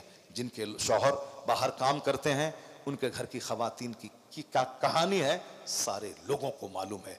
क्या हो, अखबारात की खबरें, अखबारात के सफ़ात पिटे हुए हैं। महानामा अशरफ की कहानी में कभी कभी बयान करता हूँ तो साहब खून के आंसू रोना पड़ता है कि साहब किस तरीके से खून के आंसू रोना पड़ता है कि किस तरह से हमारे घर की औरतें हो गई, हमारे घर के लोग हो गए, गर्म खाना, गर्म ग़िज़ा, गर्म टेलीविज़न। अगर गर्मी पैदा होगी तो फिर क्या होगा? होटल मौजूद है, बस फ़ोन मौजूद है, होटल अटेंड किया, रहो तुम सऊदी अरब में, वहीं कमाओ खाओ, सिर्फ वहां से पैसा भेजो। तुम्हारे पैसे से पर्स, तुम्हारे पैसे का मोबाइल, तुम्हारे पैसे का सारा सोफा गद्दा सब है, सब तेरा काम हो रहा है, तुम अपना वहीं पे रहो, सारा काम सारा चल रहा है, बाल बच्चे पढ़ रहे हैं, सब काम हो रहा है। अब बच्चा मस्त है, वहां 5 साल के बाद लौट के आता है, सारी कहानी खत्म हो चुकी होती है। अल्लाह का डर, 2 काम, एक काम या तू जहां रह मजदूरी कर, वहां अपनी बीवी को साथ रख, नहीं तो अपनी बीवी के साथ अपने वतन में रह, नमक रोटी खा और जिंदगी गुजार, नहीं तो एक काम कर, अपनी बीवी के हाथ में कुरान दे दे, फजर के बाद तिलावत करना 2 घंटा, मगरिब के बाद सूरह दुखान, सूरह मुल्क, सूरह मुजम्मिल पढ़ना, जोहर के बाद कैलुला के बाद 1000 दरूद पढ़ना। उसको ये ड्यूटी लगा दीजिए, 27 साल के बाद भी आप लौटेंगे तो आपकी बीवी महफूज रहेगी, आपकी बीवी सेफ रहेगी। अगर ये काम नहीं रहा तो 27 दिन 27 घंटे बर्दाश्त नहीं होगा, क्योंकि चारों तरफ गुनाह की तरफ आमादा करने वाले सारे औजार, सारे हथियार मौजूद हैं। मोबाइल से लेकर के घिनौने माहौल तक, टेलीविजन के म्यूजिक और संगीत से लेकर के आस पड़ोस के माहौल तक, हर तरफ गुनाहों की तरफ पुकारने के लिए, बुलाने के लिए वह सारे लवाजमात मौजूद है। 27 साल के बाद जब घर पहुंचे तो बीवी से बात करने लगे, बात होने लगी। इसी दरमियान मदीने का शेखुल हदीस उनके घर में दाखिल हुआ। देखा, अब क्या कहता है वो मुजाहिद, कहता है कि मेरे घर में आप अजनबी आदमी, आप शेखुल हदीस हैं, आलिम दीन हैं, मदीना के उलमा के सरदार हैं, सब अपनी जगह, लेकिन बगैर इजाज़त मेरे घर में आप कैसे दाखिल हो गए? अब ये शेखुल हदीस क्या कहते हैं, ये तो मेरा घर है, आप मेरे घर में अजनबी कैसे दाखिल हो गए? आप मेरे घर में कैसे दाखिल हो गए? दोनों में तकरार होने लगी। अंदर से खातून कहती हैं अपने शौहर से कि मेरे शौहर नामदार, वो अजनबी नहीं है, वो आपका वो बेटा है जो बतौर अमानत छोड़ के आप गए थे। और अपने बेटे से कहती है, मेरे लाल, ये तुम्हारे वो बाप हैं जो 27 साल के बाद सरहद इस्लाम से वापस घर लौटे। दोनों बाप बेटे गले लगकर खूब मोहब्बत पर मुसर्रत के आंसू बहाए। शौहर ने पूछा कि ये 40,000 सोने के सिक्के जो दे के मैं गया था, इसको तुमने किस मसरफ में खर्च किया? कहा, आपके इसी बेटे की तरबियत के पीछे मैंने सारा माल लगा दिया। आज मदीने के उलमा के सरदार कौन थे वो? अगर तकरीर सुनते हैं, किताबें इस्लामी पढ़ते हैं तो नाम सुने होंगे, रबीअतुर राय का बाप मुजाहिद 27 साल तक सरहद पर है, माँ 27 साल से अपनी इज्जत की हिफाजत की, अजनबी मर्द पड़ोस का नहीं देखा कि इस घर में खातून कैसी रहती हैं। तब अल्लाह ने उन दोनों नफीस जोड़े को रबीअतुर राय जैसा शेखुल हदीस मुहद्दिस बेटा अता फरमाया। आज माहौल जैसा है, बस सब अखबार, novel, television, mobile, social media, चटक मटक, मार्बल दुकान, ये वो सब लगे हुए हैं। अब जरा गौर से सुनिए, मैं अपनी गुफ्तगू जहां से मैंने शुरू की थी वहीं मैं अपनी बात को ले जाके मैं बात खत्म करता हूं। वैज्ञानिक कहते हैं दूध और गोबर के बीच से निकलता है, गोबर और पेशाब के बीच से निकलता है साफ और शफाफ दूध तुम्हारे खाने के लिए। अब साइंस कहता, आज कहते हैं 1400 साल के बाद रिसर्च हुई, तब कुरान क्या कहता है? कुरान कहता इन्ना लकुम फिल अनआम लइब्रा, तुम्हारे लिए इन जानवरों में निशानियां हैं, इबरत हैं।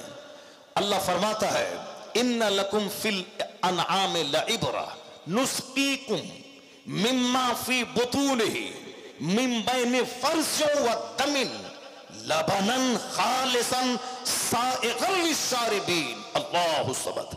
अल्लाह कहता है तुम्हारे लिए इन जानवरों में इबरत है, मैं तुमको पिलाता हूं दूध, इनके पेट से वहां से निकालता हूं, मिन बैने फर्सियों व तमिन, फर्स मने लीद गोबर, दम मने खून, यानी गोबर और खून के बीच से मैं निकालता हूं साफ शफाफ सफेद दूध तुम्हारे लिए जो सेहत बख्श है। अब बताएं कि जहां वैज्ञानिकों की नजर आज गई, कुरान करीम ने फसाहत के साथ बयान किया कि दूध निकलता कहां से है? खून और गोबर के बीच से।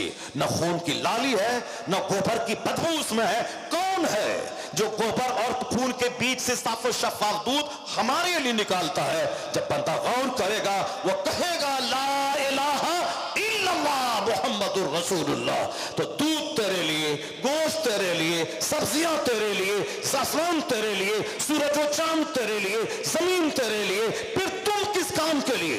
जिस दिन ये सवाल का जवाब तलाश करेगा, आवाज आएगी वमा खलक़तुल जिन्न वल इंस इल्ला लियअबुदून। सारी नेमत तेरे लिए, तेरी पेशानी का सजदा नेमत देने वाले खुदा वाहिद के लिए,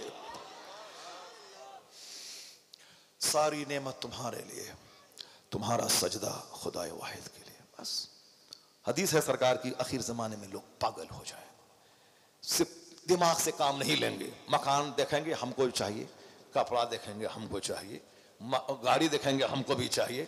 फला आदमी के बेटे की शादी में 100 स्कॉर्पियो लेके गया, चाहे भीख मांगे चाहे जमीन बेचे, हम भी वैसे ही करेंगे। अकलमंद होगा तब ना बस सोचेगा कि क्या करना है क्या नहीं करना है।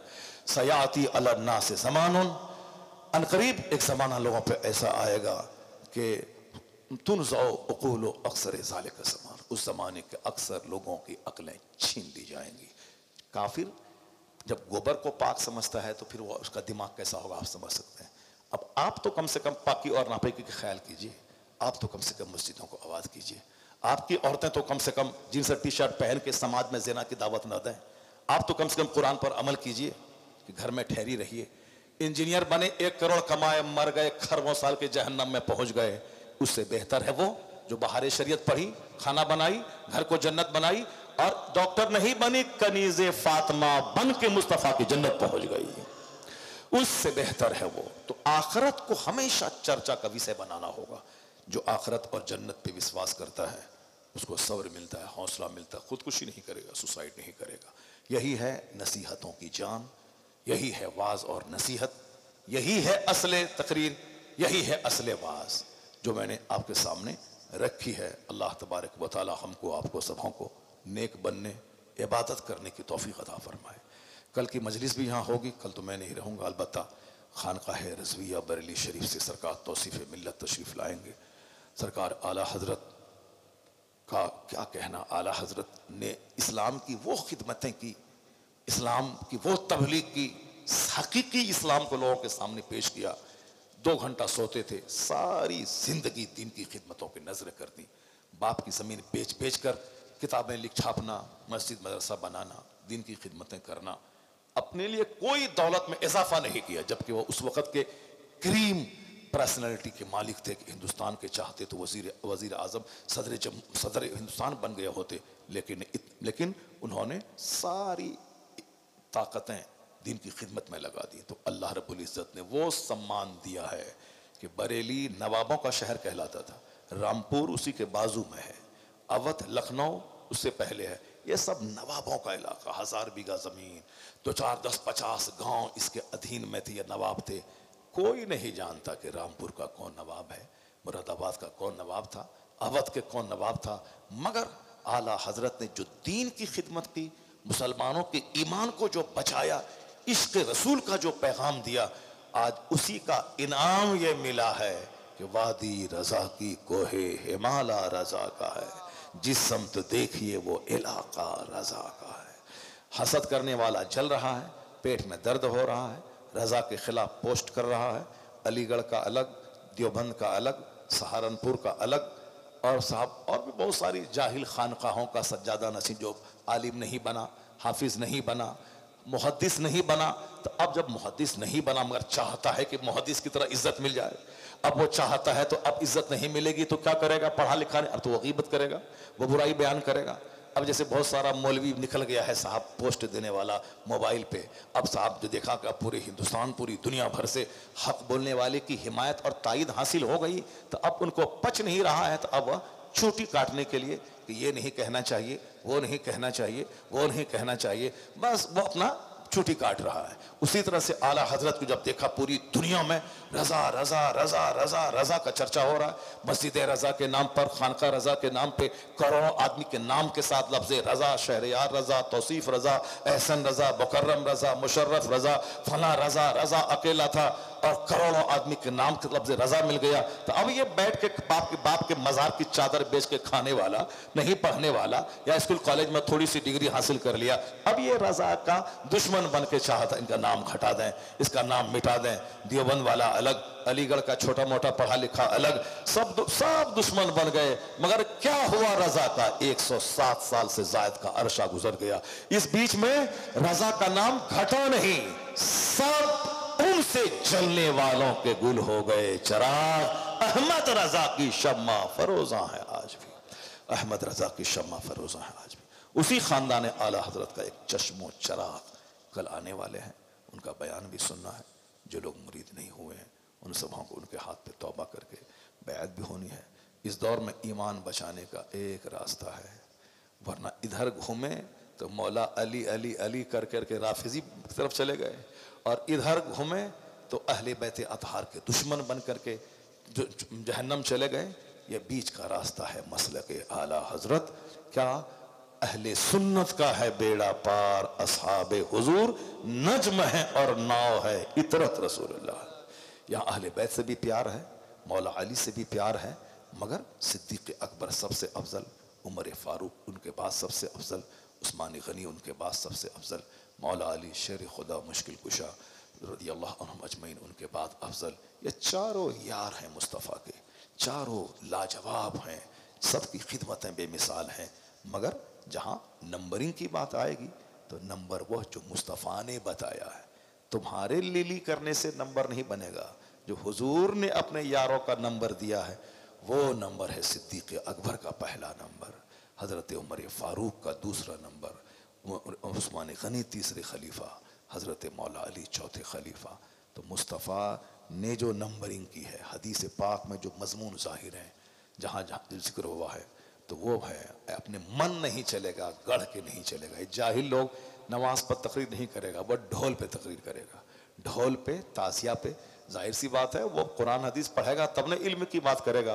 वो तो अपने दोस्त, अपने मुरीदों को बचाने के लिए कि ये बचा रहे ताकि हमको नजर ना दे, ताकि मेरा पेट भरे। चूंकि वो कलम का मुसन्निफ तो है नहीं कि किताब लिखेगा, मुदर्रिस तो है नहीं कि पढ़ा करके पैसा कमाएगा, अब वह ढोल बजा के पैसा कमाता है। यह ढोल बजाने वाला वो चला है आला हजरत के खिलाफ बोलने के लिए, सब उनसे जलने वालों के गुल हो गए चराग। अहमद रजा की शम्मा फरोजा है आज भी।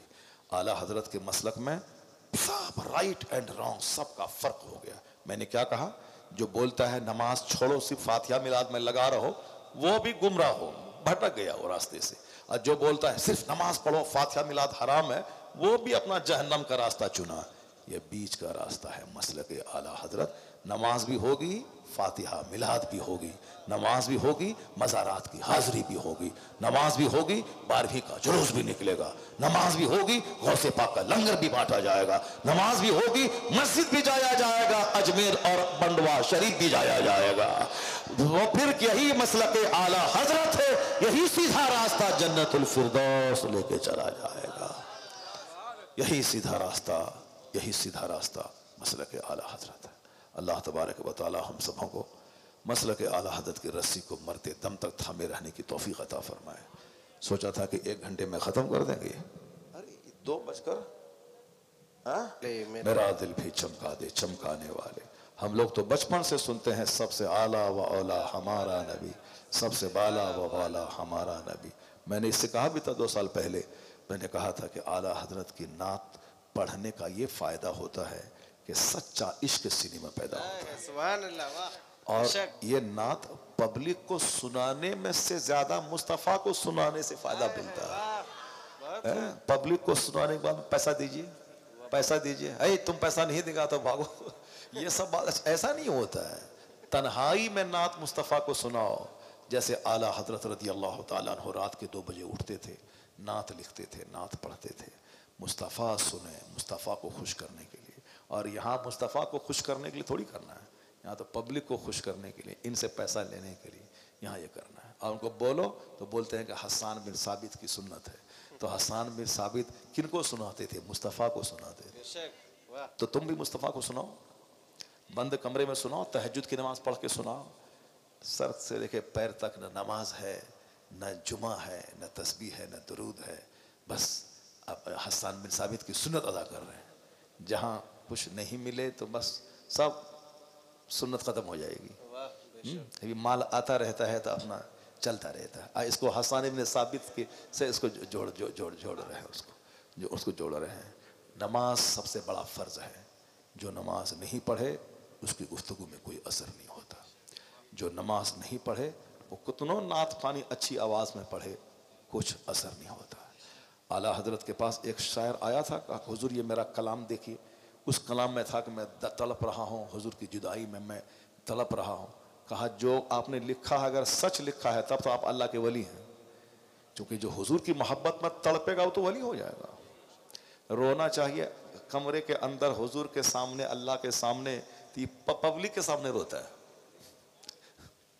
आंसू अल्लाह के सामने बहाना चाहिए, अल्लाह के सामने रोना चाहिए।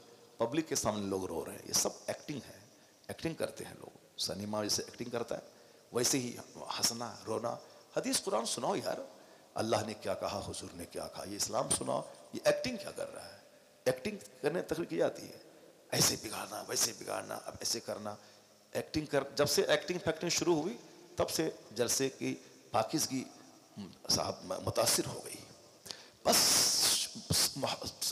सादगी के साथ कुरान हदीस सुना दे लोग, सादगी के साथ अल्लाह रसूल का कलाम सुना दे। बोलना हमारा काम है, दिल का बदलना अल्लाह का काम।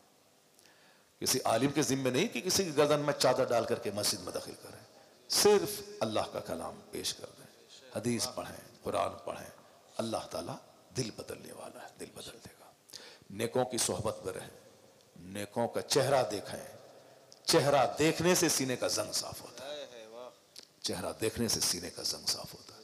जिस तरह चोर को देखने के बाद चोरी का वसवसा पैदा होता है, नेता को देखने के बाद नेता बनने का जुनून सवार होता है, उसी तरह नेक लोगों को देखने के बाद जन्नती बनने का जुनून सवार। वाह, बहुत खूब, बहुत अच्छा।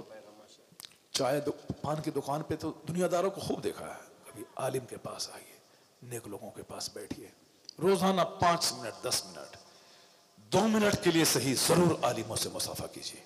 मदरसा आइए, मुस्तफ़ा के मेहमान को देखिए, मदरसा को देखिए, मस्जिद को देखिए, आलिमों से हाथ मिलाइए। ज़रूर आपका सीने का रंग भी बदलेगा।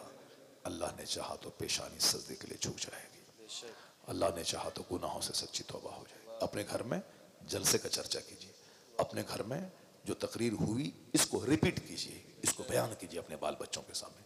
हजरत ने ये कहा, हजरत ने ये कहा, हजरत ने ये कहा। बहुत सारे फ़ोन आते हैं दुनिया भर से, बहुत सारे बोलता है कि ये मुफ्ती नहीं है तो मौलाना है तो वो है। तो हमको जलसे में लोग फतवा देने के लिए बुलाता है कि तकरीर करने के लिए बुलाता है? करोड़ों मुफ्ती मौजूद हैं, लोग नहीं बुलाते हैं। सबका काम है, हमको यहाँ वाज के लिए बुलाया जाता है। वाज की बात करो यार, क्या वो सब बेकार की बातें बोलता है कि ये नहीं है तो वो नहीं है, फला नहीं है, चिना नहीं है। क्या चाहते हो कि सबको नंगा बना दो? किसी को तो रहने दो जिसकी बात को लोग गौर से सुन रहा है, नमाजी बन रहा है, लोग नेक बन रहे हैं। कम से कम कुछ तो रहने दो।